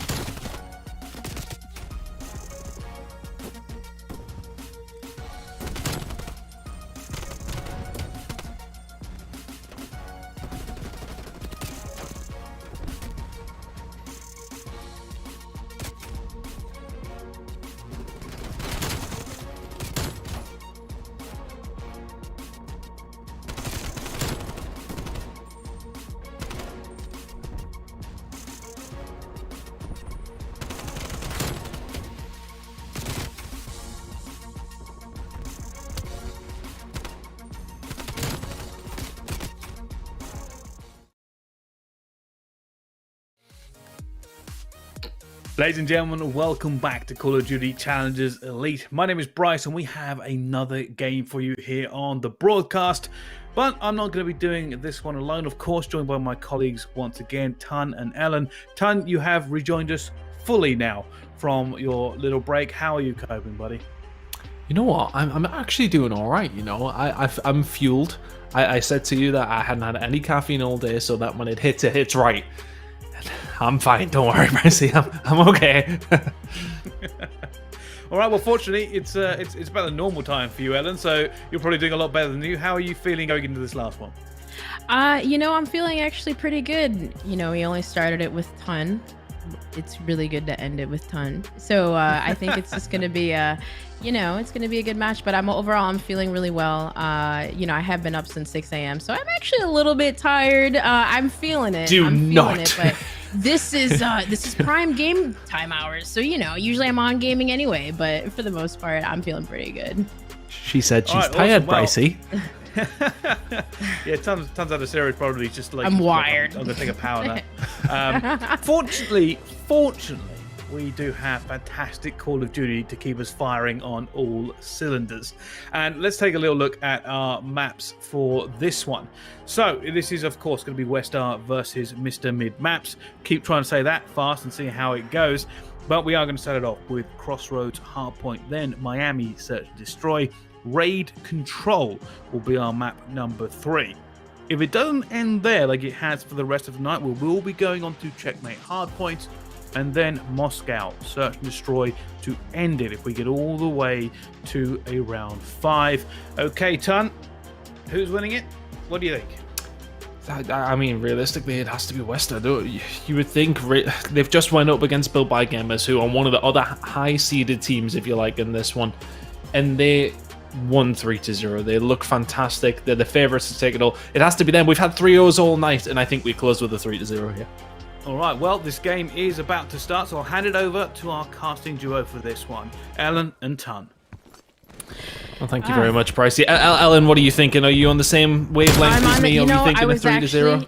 Yeah, I was going to agree with you there, Chris. I do believe that I think WestR is going to take this. You know, they won actually 4 out of 5 Challenger Cups. So, you know, looking into this tournament, I'm expecting to see them come out on top, maybe even a 3-0, but you never know. As I say that, you know, you can see them actually completely slaying, getting set up for this new hill. And, you know, the slaying power on the side of WestR is just phenomenal right now.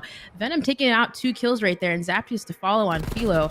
And, you know, they can see they're already set up actually for this P2 hill, making them and flipping the spawn on the favor of Mr. Midmap. So if you're Mr. Midmap, so you got to try to push through this and get control of the next hill.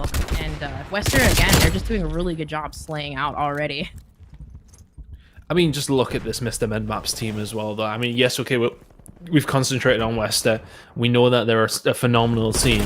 But Mr. Midmaps, on paper, their roster is phenomenal. So I'm super interested to see how they are going to do, if they are going to adapt as time goes on. You know, I feel as if this one's in the same camp as Zed and Co. They will get better as time goes on. But WestR are a really hard nut to crack, and right now they have the rotation over towards P2. Looking pretty clean for them as well, as Zap finds a couple of kills. It's a 6 spree for him. Looking so good so far for WestR. This rotation seems to be locked in quite nicely. Gravity doing good work over towards the boxes. It's very, very easy for him to just lock down this lane. Zaptius and Co. inside the point, looking clean so far from WestR. Oh! Whew. Yeah, I was going to say that was a nice kill there from Zaptius. I mean, he's going off right now on an 8 streak, 11-2. But as I say that, Philo actually answers back and shuts him down and Paul Eeks down. It's actually looking like some nice kills in there from Mr. Minmaps. But, you know, as I say that, they're going to actually have to get control. And Mr. Minmaps actually has control of this next hill. So it'll be interesting to see if they can actually hold this whole entire time. Yeah, they really didn't get a great deal of that one, though, did they, on the Garage Hardpoint, as Gravity finds kill on the Draza now. Things gonna maybe open up here for WestR. Desi will find a couple inside the point, though, so good work from him, but the kill's actually going in Mr. Midmap's favour. Fantastic stuff from them. They will lock this in, and we talk about how important it is when you're moving over towards P3, P4. You really can lock in plenty of points for your team. Draza finding 2, though. Really good work by Mr. Midmaps. That's 4 down once again. They can really lock in their claws here, Ellen. Yeah, Mr. Minmaps actually did a really good job of executing those kills right there. And like you said, they can lock in maybe even these next 2 hills if they keep control of this. But, you know, as they say that, Venom actually might sneak by and actually get a couple kills here, but not before. Actually, no, he did get the kill on Decimate. Now 3 down in favor of Mr. Minmaps, and, you know, they might actually take control here and flip the spawn. It's looking like it though. WestR actually does take control of this back P3 hill, and you know, Mr. Minmaps, if you're Mr. Minmaps, how do you overcome this? You know, how do you break this hill? Which way should we push? And it looks like they're actually going to rotate through the ice side, through the bridge side, and try to flood it onto the middle. But WestR is really doing a great job at slaying right now. Gravity 11 and 8. You know, Zaptius 11 and 6. Paul, Venom 7 kills both on them, and you know, they're just again doing really good at getting these kills and baiting and trading efficiently. Good stuff from the WestR squad, though. They managed to break on through, as you mentioned. No good shots by Nagafin as well, though. The kills are really coming in for Mr. Minmaps. It has to be said, they are finding them. They're not struggling to slay with WestR. Right now, what's Paulie going to be able to do here? Phenomenal from Paul. 13 points left remaining on this back hill towards the left-hand side, and he's going to pick up every single one of those scrap points. It's going to be about a 60-point lead heading into the second rotation. Really, really good work from WestR. Considering Mr. Minmaps had that second rotation over towards P3, of course, you realistically expected them to pick up the majority, but Zaptius really didn't mean to call that in, I feel, but I hope we will continue. Nonetheless, WestR in a really, really good spot here. Yeah, WestR definitely, again, getting these kills and getting ready to kind of flip the spawn, get set up for P2, but also going back and rotating to P1. And you see Gravity just doing a really good job of locking that down. Now Zaptius kind of staying alive on hill, getting naded, contesting the hill. Nagafin actually answers back, kills him with a nade. But, oh, look at that. Shots in again from Nagafin. Actually, that's 3 down for Mr. Minmaps. Now they can push through, essentially, and hopefully maybe flip the spawn. But as you see, WestR still actually getting that back spawn there, and might actually be set up. Yeah, it actually might perfectly. No. Perfectly, yeah. They're actually still set up perfectly, and Gravity, he's just locking this whole entire lane down. That XM4 is nasty. 18 and 12 from Gravity. He's good stuff coming in from him, but Mr. Minmaps might actually be able to answer back if they push through. But again, WestR with the kills. Gravity just locking this lane down. Now 12 and 2 on a 4-kill streak. Now 5. Let's see if he might be able to pick up this kill. They really need to shut him down. But look at him actually staying alive here. Draw's like trying to push him, and he gets the kill on him. They have to actually try to push through and answer back. There's 30 seconds left on this clock. Now, Mr. Minmaps, do you give this up? What do? Do you give this up? Do you push through? Do you rotate? What do you do in this situation? I mean, they've actually managed to break it there, so really good work by Mr. Minmaps. Still 23 seconds or so to play with here. We can see WestR, though, seemingly they're wanting to give this one up. They've got a good enough lead to actually do so. Well, they might have a little stab at it. We can see Poland made the push, but he's going to be taken down, and all of a sudden, a couple of kills coming in at the right moment. Mr. Minmaps could make a good move on this one. Nagafin and Co push him around the outside. Shots into Naga, though. He will go down. Venom's played this very, very well. That's a 7-4U. He's trying to get the kills with, but Fellow will find one. Where will the trade start to come in, though? Can WestR continue to lock this down? Not quite. Drazzer is there, and Gravity will trade it away, as will Paul. Really well played by WestR. They're going to be able to lock this in for now. The initial push comes in from Mr. Minmaps, and not able to get anything going yet, but there's still time to get going. Fellow's going to get the shots onto Gravity, but on the outside is Venom, and they line up well with a 7-4U. He will find the kills, and Naga is the only one who can answer back. Venom finds a third, and that's all along that long corridor on the left-hand side. That's with the 7-4U. Imagine if it's XM4 in his hands. Gravity has been performing fantastically with his on all of these long sight lines, and all of a sudden WestR are within 50 points of closing out map number 1. Yeah, and and even though Mr. Minmaps had that control on that P2 hill and ended up getting that 30 seconds there, if there's WestR actually had control of that P3 hill, they actually gave that up. Not give it up, excuse me. They spawned out, but they held control of that. And look at here, you have it. Now they have P3 and P4 and complete control. Mr. Minmaps actually still spawning out. And WestR's just really looking good right now with the slaying. Again, it's just really hard to break from this. 45 seconds left on the clock, but also about 25 points until they win. So it's just tough. It's tough. You're in this situation if you're Mr. Midmaps to break this. It's so hard. The ARs have really just locked it down. It's been phenomenal from the WestR side. ARs across the board, just so strong. WestR take map number 1 very, very comfortably, 250 to 108, and is that maybe something that's going to continue to happen in this series, and will continue to happen in Elite Challengers for WestR? They just look so good right now, and this is against a well-versed squad. Naga and Koa, very, very solid. Mr. Midmaps, though, just couldn't get going. The AR's too strong on WestR. They will take map number 1. Yeah, Gravity. Oh man, with that, he had a really good map control on that that tank lane right there, and WestR just really did such a good job. Their slaying power. I mean, like you said in the beginning, Mr. Midmaps was, they were getting those kills, but the thing is that's important, right? Getting those key kills, getting those important kills. You can just get kills, but if you're not getting the kills that matter, then sometimes it could can mess you up in a situation. Either you might spawn out, or you're just getting kills, but they still have the initial spawns. And WestR did a really good job at getting those important kills, keeping that map control, and just locking down the spawns overall. They came out on top. Yeah, just a really good job from WestR. They didn't put a foot wrong during that whole game. So, if you're a Mr. Midmaps fan, you're maybe a little bit worried heading into map number 2 here. But you look at that squad, there are some S&D masterminds, some S&D legends on this Mr. Midmaps squad. So let's see if we can get something going when we do move over towards our second map. I do believe we have Raid coming up for Control, but I can't remember specifically what we do have coming up for Search and Destroy. But nonetheless, it is a very solid S&D team. But so are WestR. They're very good.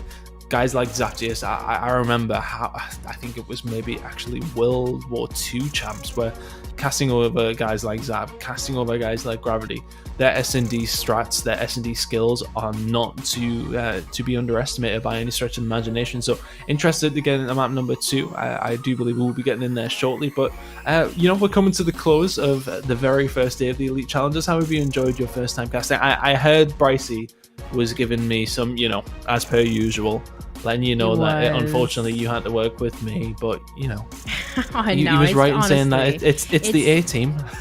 It's been a pleasure, truthfully. It has been a pleasure. And I don't know, I was kind of confused because Spaceman was picking on you too. I'm like, man, why is everyone picking on Ton, huh? Like, when we say picking on Ton, what we mean is that they are just jealous. That's all it is. That's all it is just jealousy. You guys are getting called especially from Spaceman's point of view. We'll not get it there.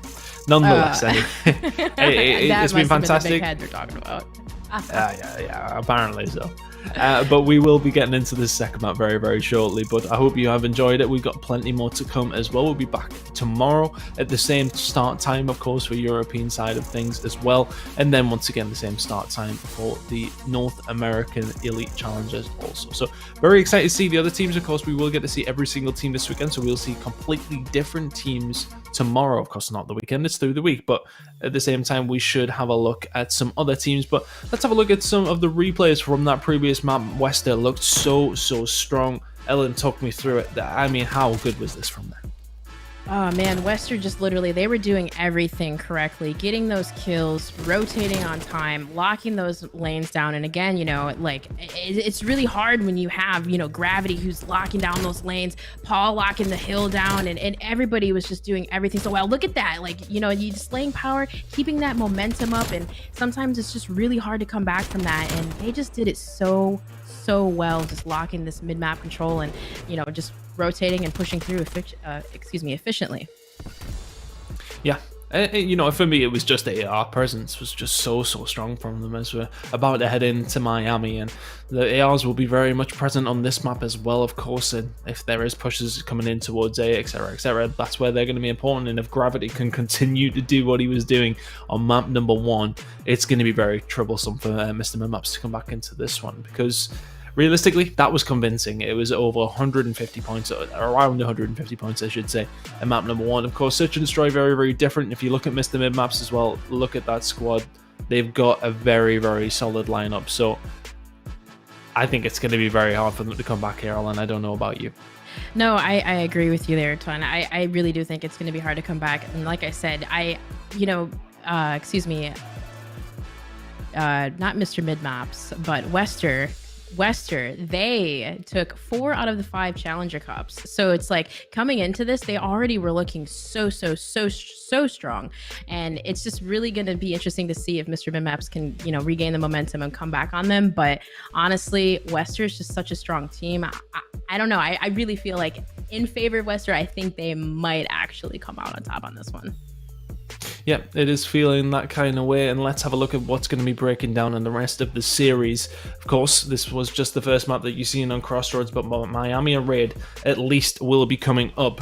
Checkmate if we need it on Hardpoint, and of course we will be heading to Moscow if we feel as if a map number 5 is on the cards. At this moment in time though, Ellen, I'm not too convinced. Miami Search and Destroy. We're loading into it in just a second. Can WestR extend their lead to 2? Before we head over towards a control raid, I haven't actually had a chance to cast that at all. So a new one for me, of course. I've had a good chance to play it, of course, in League play, but let's get into it. We will see raid control after this one, but can WestR, as I said, extend their lead to 2? Yeah, it's definitely going to be interesting to see here. But, like you said, Mr. Minmaps, they do have a lot of veteran players on that team. Obviously, of course, both teams have vets, but, Nagafin and Philo, Decimate, they are definitely some search and destroy veterans that have been around for quite some time. Even I remember playing against them, but it's going to be interesting to see if they can come back on that. And as I say that, Philo goes down by HYXR. And it looks like Venom actually answers back on Nagafan, getting control of this beach control. Very interesting push. Normally we see people go B right away, but they actually flipped it up and went A. And there you have it. Towards it, yeah, and they win the round very convincingly. That's a quick one. Yeah, that was definitely quick. It seemed like, normally we see teams go B first, but they actually decided to switch it up and go and take control of that beach side. And, I don't know, maybe Mr. Midnaps wasn't anticipating that, but you can definitely tell they did their homework. Kind of just switching up and utilizing different strategies. And, WestR is just looking so strong right now. Oh, they look fantastic. It's really hard to pick apart a weakness at this point, but into the next round we go. Turn to WestR to try and defend. But it looks like Mr. Minmaps hitting over towards A, looking for some sort of control. But look at Venom, he's ran straight down the middle of the street. And that is as easy as you could possibly want. Oh my goodness me. What is that from Venom? Given the third as well, that's a phenomenal round from Venom. WestR 2-0. They don't look stoppable at this point. My goodness. Wow. Yeah, I'm not even sure how he got there. He literally, like you said, just straight up the mid-map, gets that kill, and then beams Raza. Whoa, good shots from Venom right there. And then cleaning up that kill on Nagafin. They are looking so good. Like you said, it's really hard to pick apart and see what they're doing wrong because they're just playing. They're playing so well. Venom on a 5 streak right now. On a 5 streak. 2 rounds in. And not a single kill on the side of Mr. Minmaps at all. Ooh. It's not looking good for them, it has to be said. Mr. Minmaps maybe having to work on their game. Or maybe just WestR. Setting the bar very, very high right now. Yeah, and then here you can see, Yep. Yeah. Oh, go ahead. There looks like I was going to say it looks like an A hit here once again. The grenade's going to come over though. Venom not necessarily the best spot with the 7-4U. Isn't going to go down, but the push from Gravity through the middle will be juked by Fellow, but Paul will just about trade that one out. Venom quite happy to challenge anything with the 7-4U, seemingly 5-0 out of him so far. Nagafin will line them up though, and that's Venom's first death. Looking more and more likely that Mr. Minmaps may get on the board here, but Zap will find a kill with the XM4 on the outside. Minmaps was set up nicely for this one, but this bomb very well could be going down. Or is it a flip over towards B? He's considering it. Nagafin might get nice timing on him. Has to be careful of it. Just about gets by. There you have 28 seconds remaining here. Looks like they're going for B here, Ellen. Yep, he actually might be able to get this plant on, but Draza sneaking in. It looks like he knows that they're there, so he's waiting. It looks like he's waiting for his teammate to cross over, but he gets a pick on Zap. Be interesting to see now in a 1v2 situation. Paul X, he's on a 3 streak right now. He's a really good spot. They're going to have to double challenge him. There's one, and the trade's really well played by Mr. Minmaps. They have to get the trade coming in. They know he's going to be playing on the heady towards the back harbor, and a really, really well coordinated trade. Bait and switch comes through. Mr. Minmaps get around on the board, and it was needed because they were bleeding. Yeah, no, you're absolutely correct, Chris. They were definitely bleeding on this one. And, Paul was actually set up in a really good spot to watch that bomb site there. But good trades in from Mr. Midmaps, just being in that trading position and able to close that out and effectively get that kill.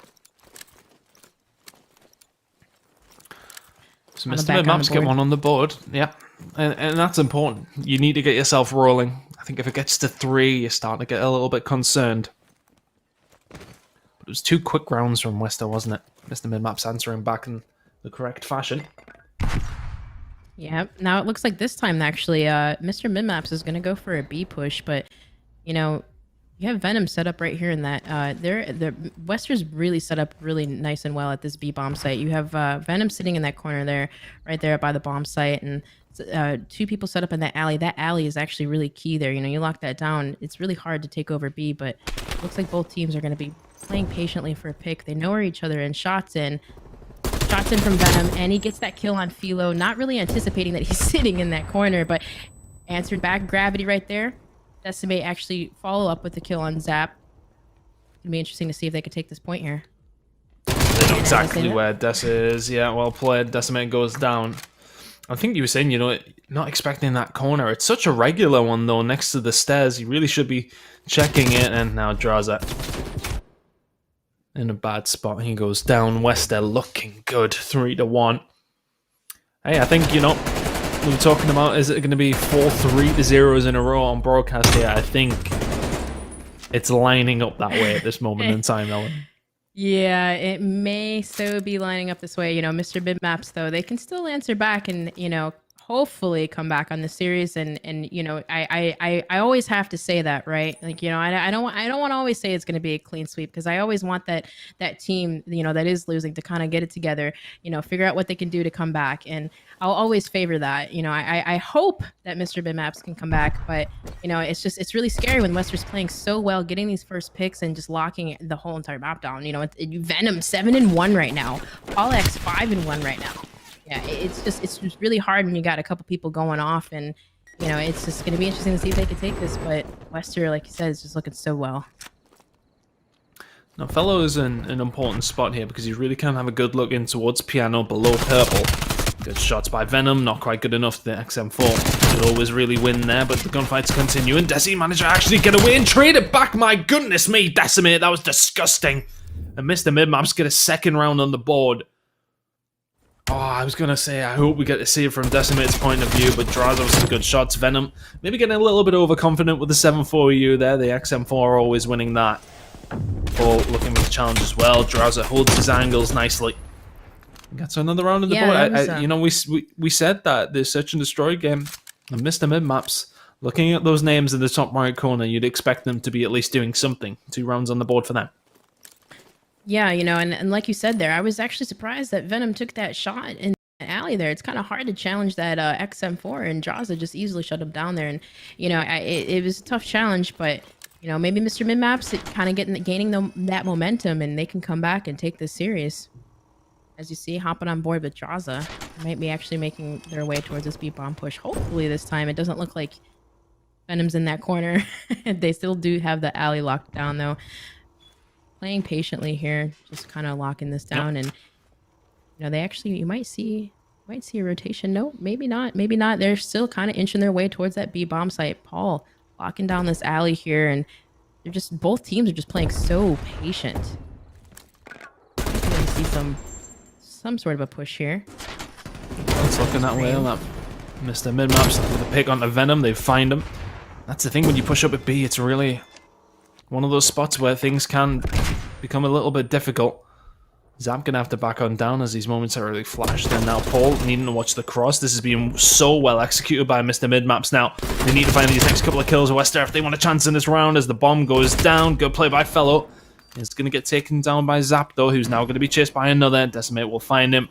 Gravity, 1v3 for him, make that a 1v2. Draws there with the shots from the bomb site. 30 seconds to go here, this is doable. All very, very difficult. Very difficult when your heads are being ripped off. 3 apiece now. Mr. Midmaps back into this game. Yeah, and then, that's what I was saying, like the level of momentum here. Mr. Midmaps is kind of coming back on that aggression. And, I think one of the rounds you even saw Decimate hop over the wall, hop back over, like, that level of aggression is kind of kicking in for Mr. Minmap. So maybe if they continue with that, maybe we can actually see a series tie up here. Maybe we won't actually get 3-0'd. You might have jinxed it. But no, you might have actually jinxed it. But, it'll be interesting to see. It looks like WestR's actually going to be playing A this time. Yeah, getting sick of that B bomb site. It's being red. Mr. Minmap, so waiting for the push. Fellow's going to take a couple of bullets. Are they aware of Desi on the side of the beach, though? I'd be interested to see the spot he's actually in. Oh, right behind the boxes. It's a sneaky spot. Thank you very much. Easy kill on the Venom. Can he find the second as well? But he does so well to survive. If only momentarily Zap will come through and pick up the trade. But 3v3. Damage is maybe already done. Fellow finding the kill at Zaptius, but he will follow up with a trader himself. 2v2. Yeah, 2v2 situation here. That was an interesting. I felt like Decimate, maybe he wouldn't have died there if that trophy wasn't coming out. But it's kind of hard when you got projectiles coming in. But Gravity now has the bomb. Looks like he got that bomb down. He might actually go for the ninja defuse, but no, not before Draza actually gets the kill on Gravity. He's got to hold this down. Draza, Agafen, HYXR in a 1v2 situation, and there you have it. Mr. Minmaps actually get that efficient trade. Interesting spot here, actually. He's sitting there, that back hotel, locking that down. It's such a good spot to sit in. You can defend from so many different angles, of course, on this map, but the hotel spot, when you're sitting just outside the lobby, you can look over towards A, you can get over to B quite quickly. It's an aggressive defensive position, but if you know you have them locked in, it's a really solid one. 4-3 to Mr. Minmaps now. That's 3 rounds in a row. If you're WestR, you really need to stop this bleeding. Draws around 5 spree. I was going to say, that's exact. You just took the words right out of my mouth, Ton. Literally, draws out on a 5 kill streak right now. So definitely keeping up the momentum for the squad right here. And, shots fired, a couple of shots getting into Draza right now. Hopefully he can stay alive. And he got out with his life. Look at that. Gravity, though, gets a kill on Nagafen. It looks like they're kind of inching their way towards the bomb site, but bomb is down. Draza has to go back. Pick it up. Get some couple shots in there on Naga. No, Draza now? doesn't look like it. Nope. No, looking to make the push over towards A. It's a difficult spot because they need to get a hold of this bomb, but WestR looking like they are making sure they're shoring up these defensive pushes. Fellow finds the shots. Good call out from his teammate mid-map. That one was pushing bottom piano, and Venom already tagged up. Will be found now. A 3 versus 3. The bomb, though, for Mr. Minmaps. He's unfortunately caught in mid-map. We need to try and get out, and WestR are ready to watch the cross, and it's very, very difficult for Minmaps to even get over towards piano. 15 seconds to go. They're really going to struggle to plant this bomb in time by the looks of things, but they have got in. They will just about get that down, I think. I think they got it. Yeah, they should be able to get the plant here. Yeah, they've got it. 2v2. Fellow's going to find the first kill as well. Now a 1v1, though. Gravity against Straza. XM4's in hand. This is a big, big round. If WestR can tie this up, and they're looking good, but Mr. Minmap's a 5-3 lead. You'd fancy them for map number 2 if they can hold it. Yeah, Draza's in a really good position here too. He's trying to find Gravity. He's not sure exactly where he's coming from, but if Gravity gets timing on this right here, he actually might get the kill. But no, Draza actually shuts him down. Perfect timing in there. That's that COD timing right there. That's exactly what we just saw. Good plays by Draza. He's actually on a spree right now, and they take down 5-3. And the thing is that they had them trapped in mid-map. Mr. Minmaps were all stuck in mid-map, and WestR had the crosses, but as soon as they get in the piano, they lose the gunfight there as Venom gets called out. It's a difficult spot to be in.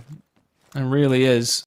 Trades just don't work in their favor in the end, and, well, it has to be 3 rounds in a row from WestR. We've seen them kick it off with a couple, so can they do that once more, or will Mr. Minmaps take a map away? Draws are still going at 8-3. WestR need to get something going on the attack. They're going over towards A once again. Yeah, they took this round the first time, so it'll be interesting to see if they can do it again. But it looks like they might be rotating it back to B, actually.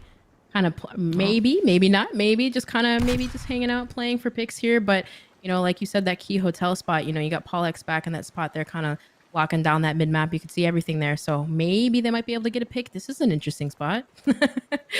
Okay. It looks like he actually might not see that kill on Philo, but making his way towards the A bomb site. Looks like they're rotating it back. Philo actually answers back on Zaptius and gets that kill. It's gonna be hard to see. 25 seconds left on the clock. It's gonna be hard to take this. You might actually see. Oh no! Paul! Oh, he's just been well started. Mid map has missed the mid maps take the map 6-3. What on earth? Are we gonna see it from Destiny's point of view? Yes, we are. Finds the first. Paul jumps around. Oh my goodness gracious me! Oh no! That turn and burn. You know what? I don't want to say you jinxed it, but you jinxed it. I think I might have. My goodness. I mean, how does that kill come through if you decimate there? I mean, you should not be able to make that. But look, we're going to see control. We're going to see a fourth map as well, of course, as well. At minimum at this point now as well. So finally, we don't get a 3-0 on the broadcast, which is nice to see at least. But we will be heading over towards Raid very, very shortly. And I mean, that really does mix things up there because, I mean, the first few rounds were looking really comfortable for WestR, but Mr. Midmaps really turned it on, Ellen. Yeah, they did. They just literally turned that momentum around. And, Draza, he really was setting up the pace for his team, getting all those kills. And, I think he was on a 6-kill streak before he went down. So, keeping that low level of momentum, they definitely flipped it around. And, it was just honestly really good to see from them. And, tied up in the series 1-1, and it'll be interesting to see. Yep, heading over to control in a second, but let's remind ourselves of what happened in that S&D if you did miss any of it. Let's have a look through. It was just a really good start from WestR, and I mean, plays like this from Venom straight up the middle of the map, just making it look so easy, but then it just sort of kind of crumbled.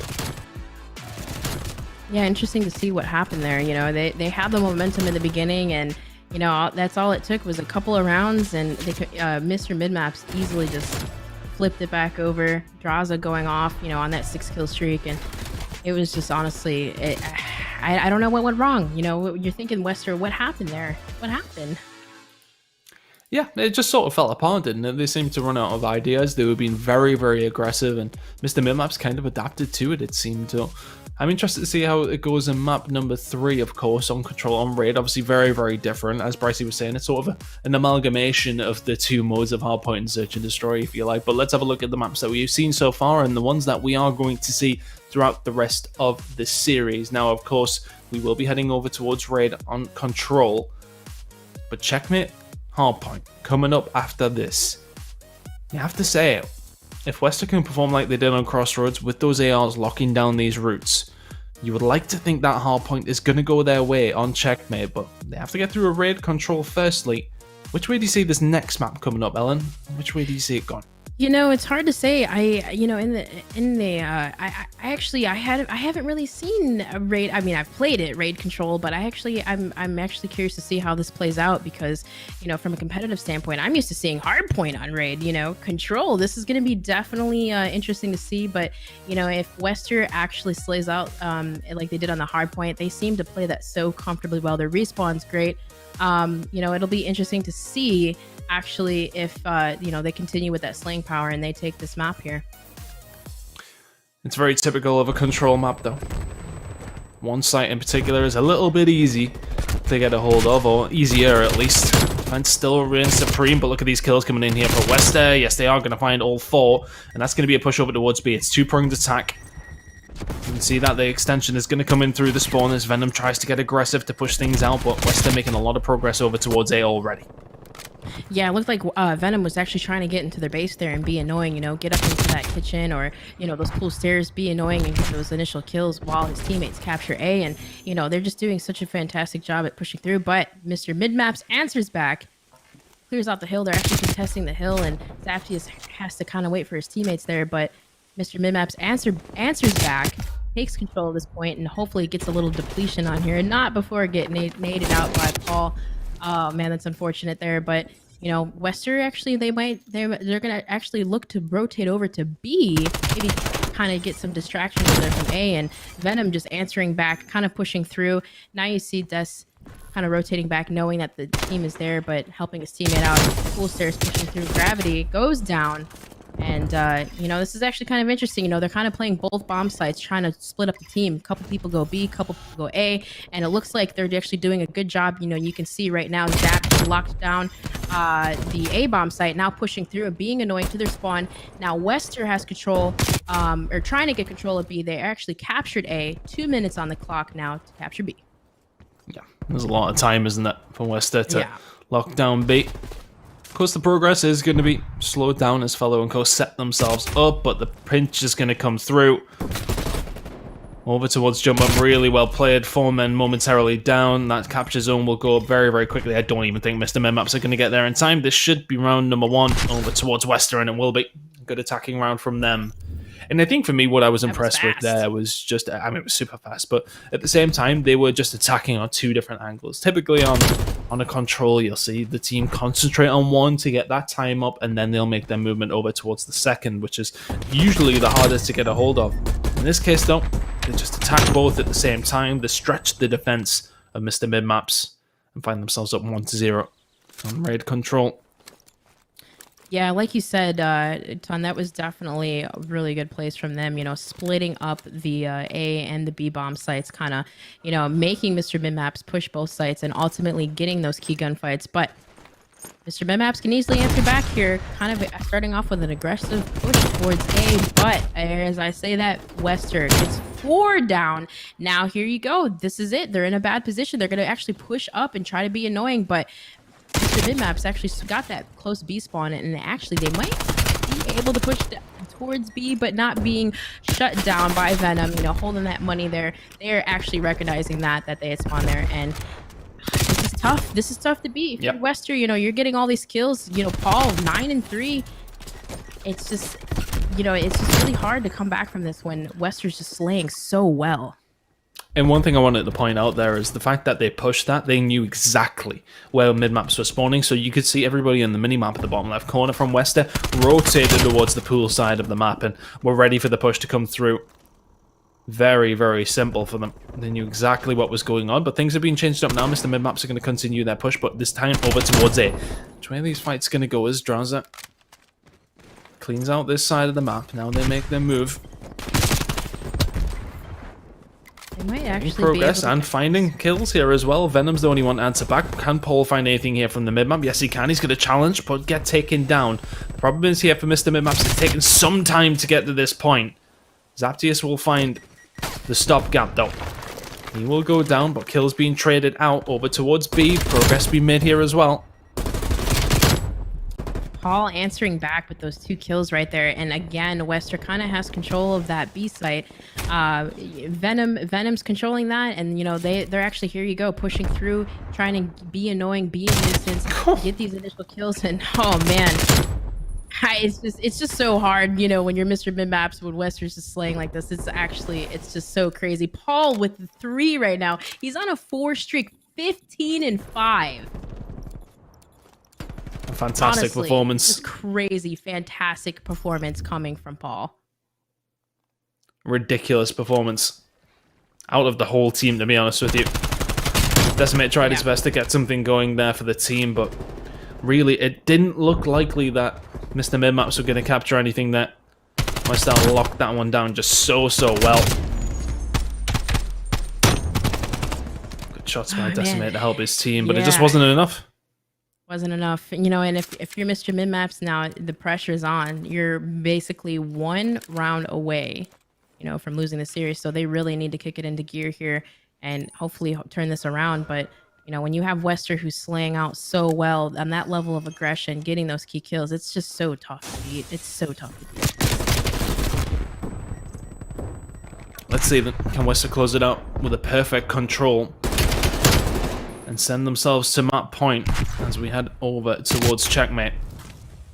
It's a good start, and they're finding the kills where they need to, and they haven't really spread things too much, but we can see Mr. Mid-Maps have got aggressive over towards B, so the defensive side of things there will be solid, but the problem is they can't really get back in towards A. It seems as if WestR have got this locked down. 3 members inside of the A point now. It looks like it is going to be given up, and it is going to be given up by Mr. Midmaps, and they have to defend from a different sort of angle. They know that WestR are going to push through this spawn. This fellow going to be set up well enough to deal with this one. Going to be able to find one. Desi finds two as well, but so does Gravity. So the push going to be still coming from two different angles. They've got them spawning down towards basketball. What's the play here for WestR, though? Because the spawns are a little bit different. Things become a little bit more difficult. Kills coming in for Midmaps to show that as well. WestR now have to fully reset and go at it again.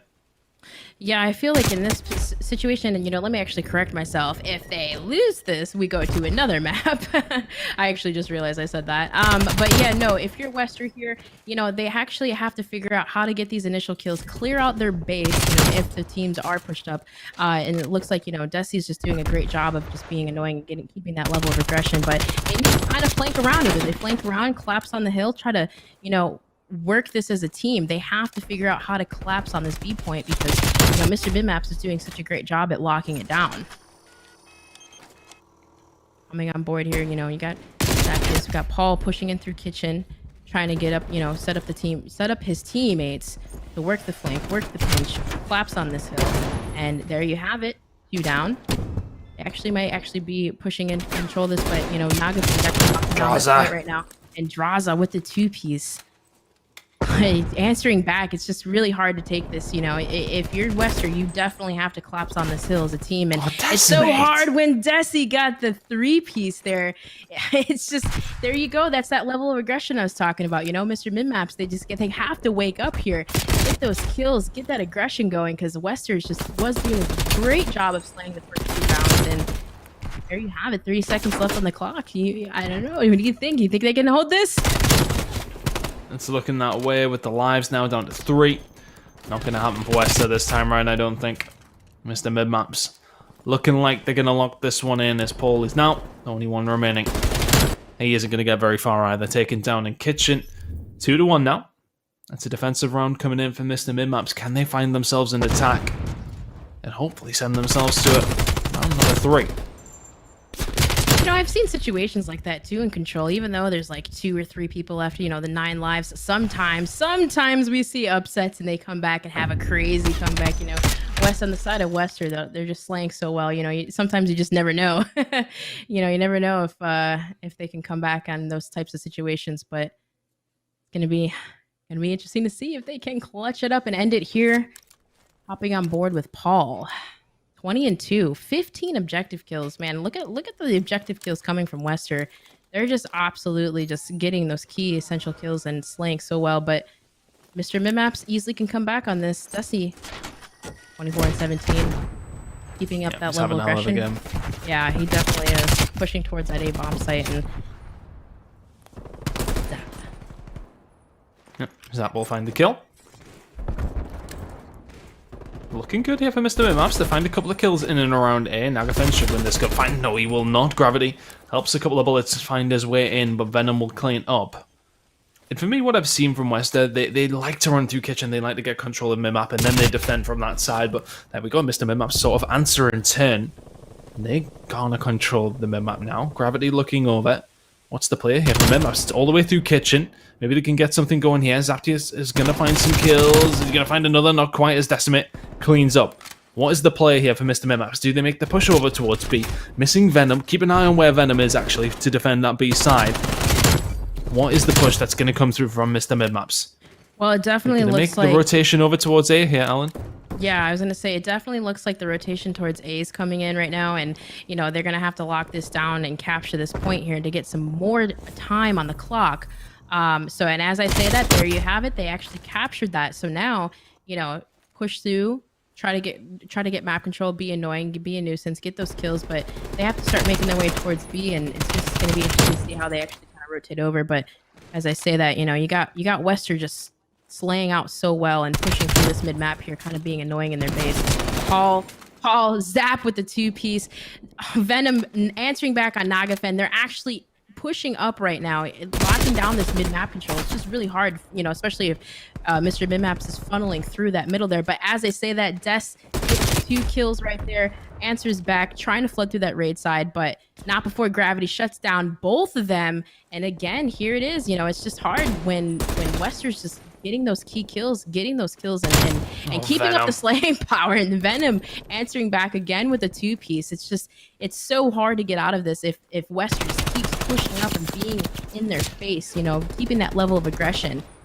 The thing is, for WestR, they're playing awkward little angles as well. They're not necessarily just running head first towards Garage. Oh, nearly a bit of a juke there from Zaptius, but they're just sitting in awkward little spots, and you wouldn't really expect Paul to be over towards the statue there. He's going to get pushed out and should be dead. He finds the kill onto Draza as well. Kills coming in from Gravity also.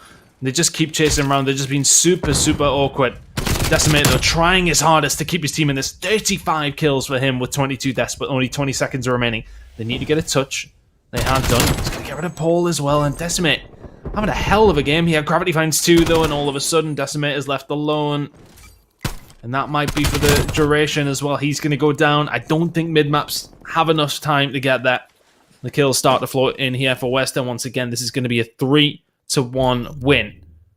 WestR send themselves into the lead now on series point as we head over towards checkmate hard point.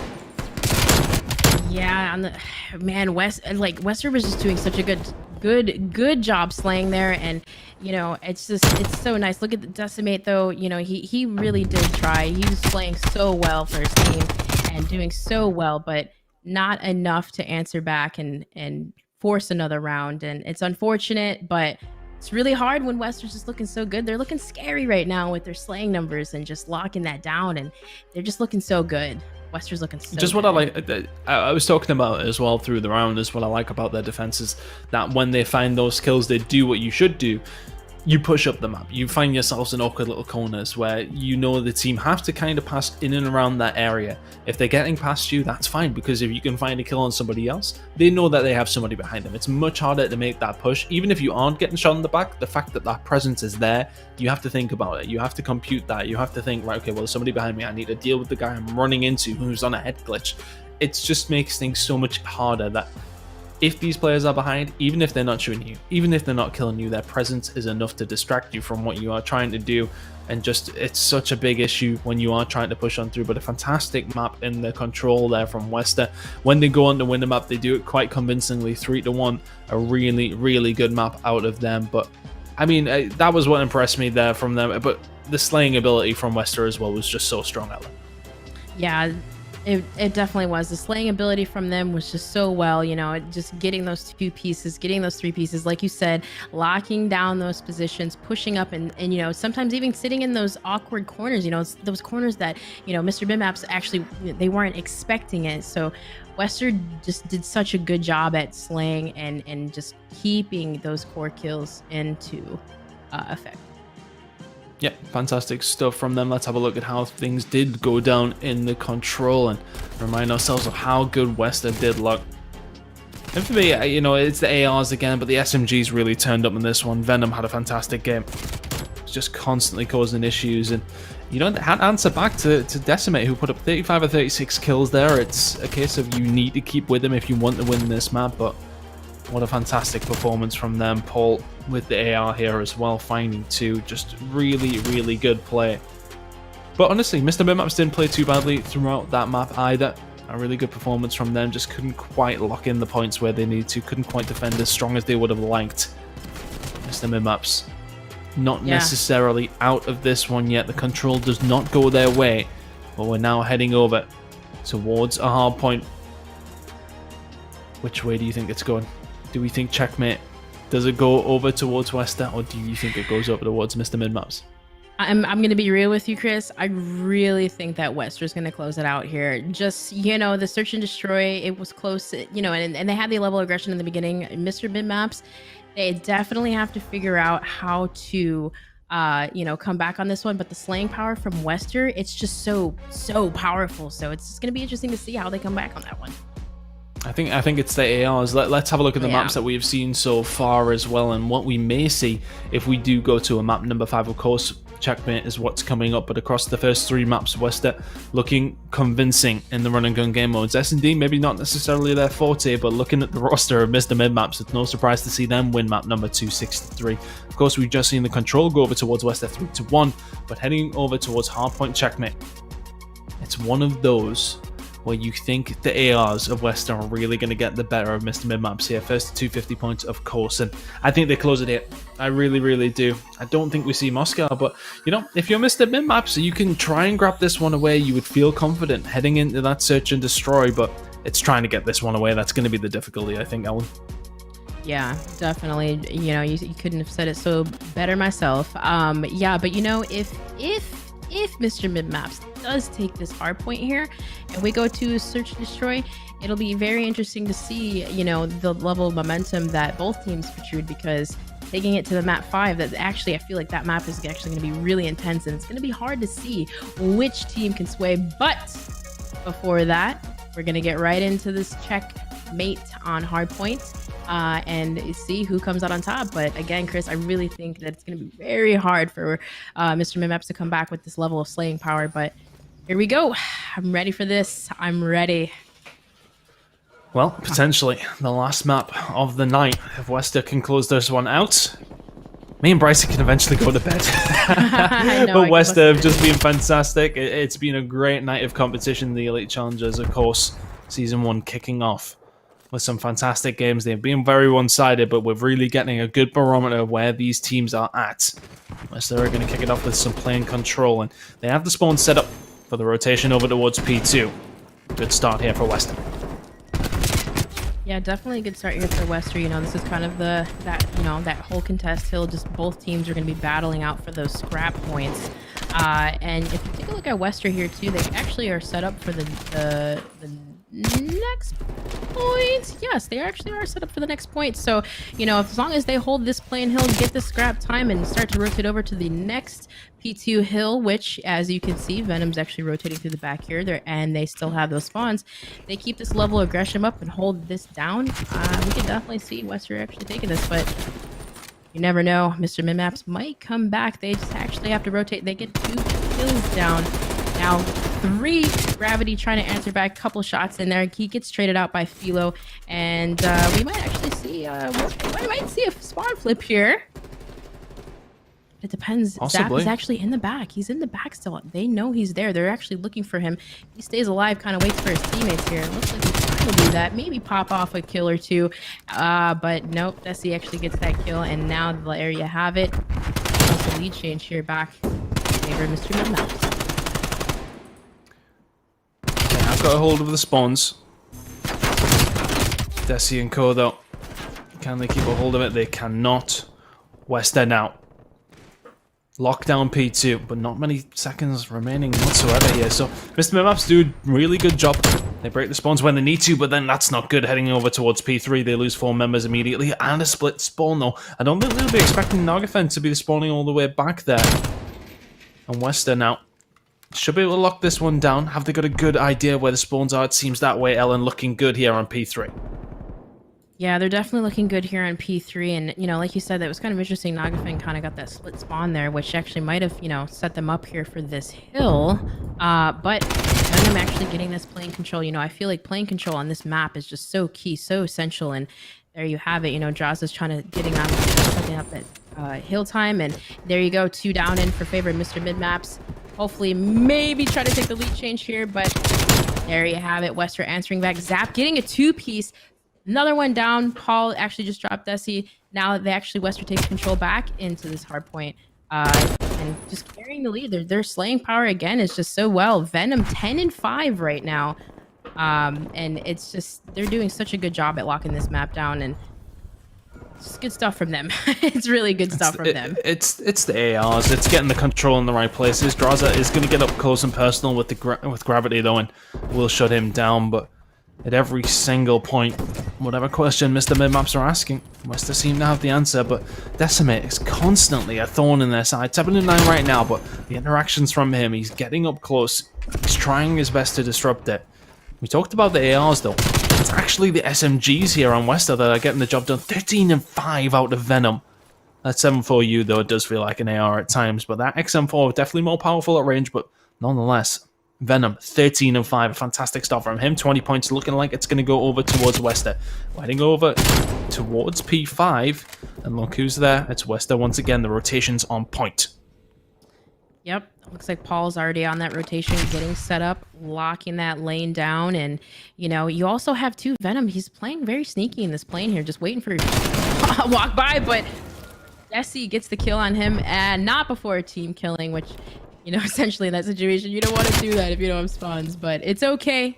We'll actually hopefully answer back here, but it's just looking so hard when WestR's just locking this down so well, locking that wood area down, locking that left lane down, locking that plane down, and just, you know, anticipating the push. They're just doing so well, but Draza, he actually might try to answer back here, try to flood this back spawn, and Philo gets a two-piece, which is amazing. They actually might be spawning out, and it looks like it. Mr. Midmaps might actually take control back here. Yep, they have spawned out. Gravity now.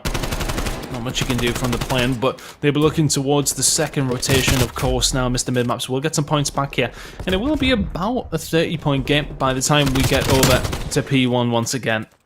But looking towards these spawns, WestR are probably on the right side of the plane that they want to be on, looking for the rotation over towards P2. That's why Gravity's setting up low and not allowing them to push any further. Nagafen nearly fell to his sword as well, but that's two for Gravity. That really well played to push them back, and WestR in a really nice spot to defend here at P1.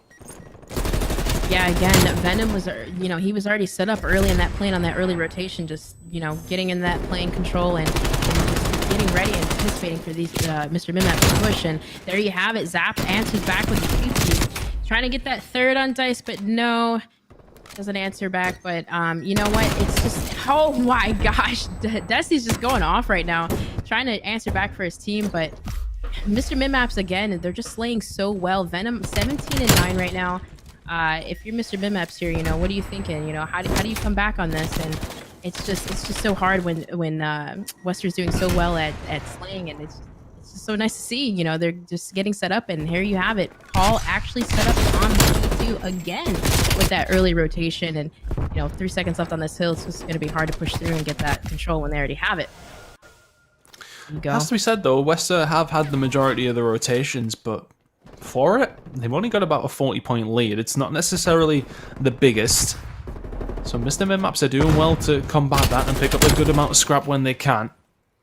Nagafen's going to go down though, so Gravity's doing a fantastic job up top, but Draza down that left-hand side. Maybe he's going to be the one to cause some issues.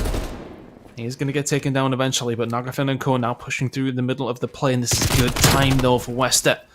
Picking it up pretty much uncontested because of how far out they pushed Mr. Midmaps there. That was so solid. They're still keeping a hold of it. They've got control of play in here as well. If Zap can push forward, he should find a kill here as well. He may find a second onto Draza. Doesn't need to.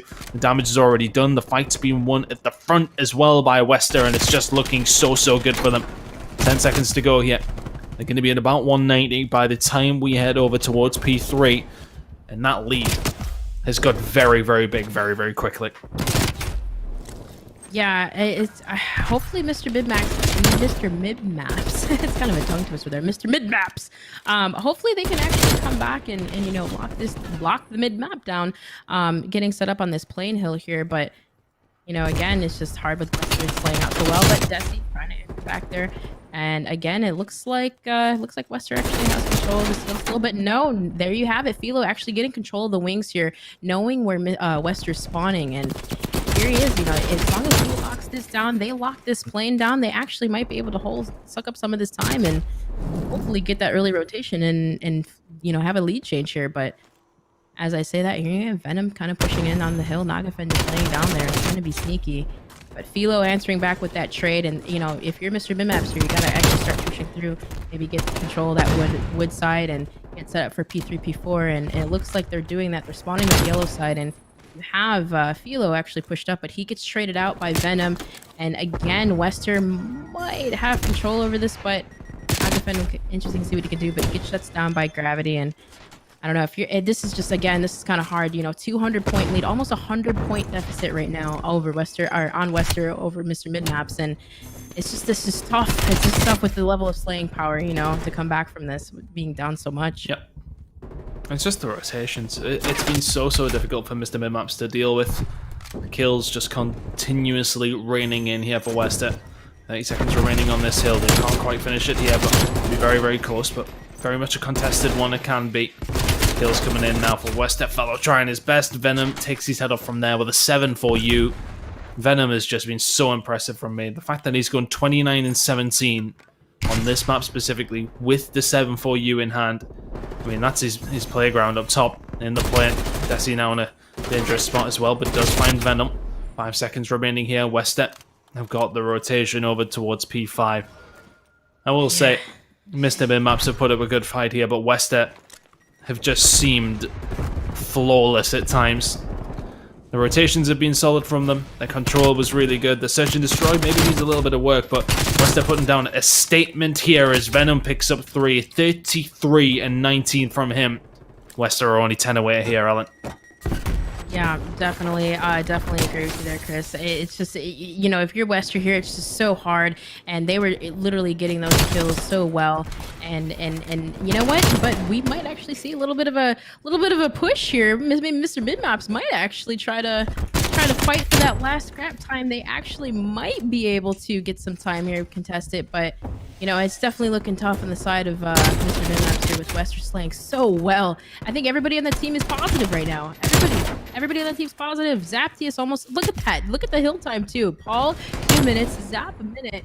It's just so tough with the level of slaying power. And look at that, just like that, set up on the new hill. That's it. I already have control. That might be it. 3 seconds. It is it. 2. That's it. WestR takes the win and wins the series. 3-1 over Mr. Minmaps. It was a valiant effort. It was.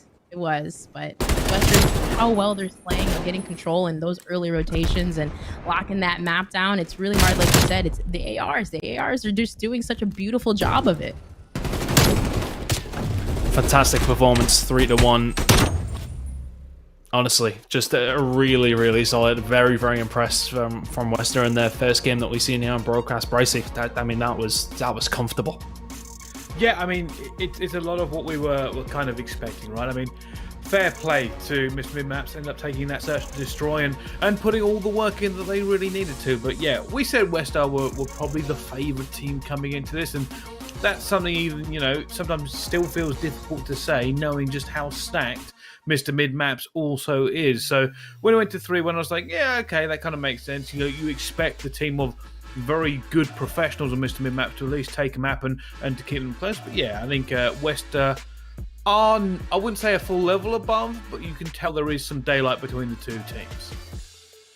Yeah, 100%. You know, I think WestR's performance here, look, we've seen a couple of we've seen 3-0s quite a lot tonight, but that one felt like the maps that they won, they were always in control. It never felt like they skipped a beat. I think, you know, the search and destroy for me was obviously up until the point where they were losing. It felt like WestR were just like, you know, they were taking it along. The rounds they were winning looked good, and then of course Mr. Minmaps just maybe slowed things down a little bit. But the maps that they won, they always felt in control in. The rotations for Hardpoint were on lock. The control was just never felt in doubt. They played that a little bit messy at times, but it worked out fantastic for them. It was like organized chaos when they were pushing up and defending from the front.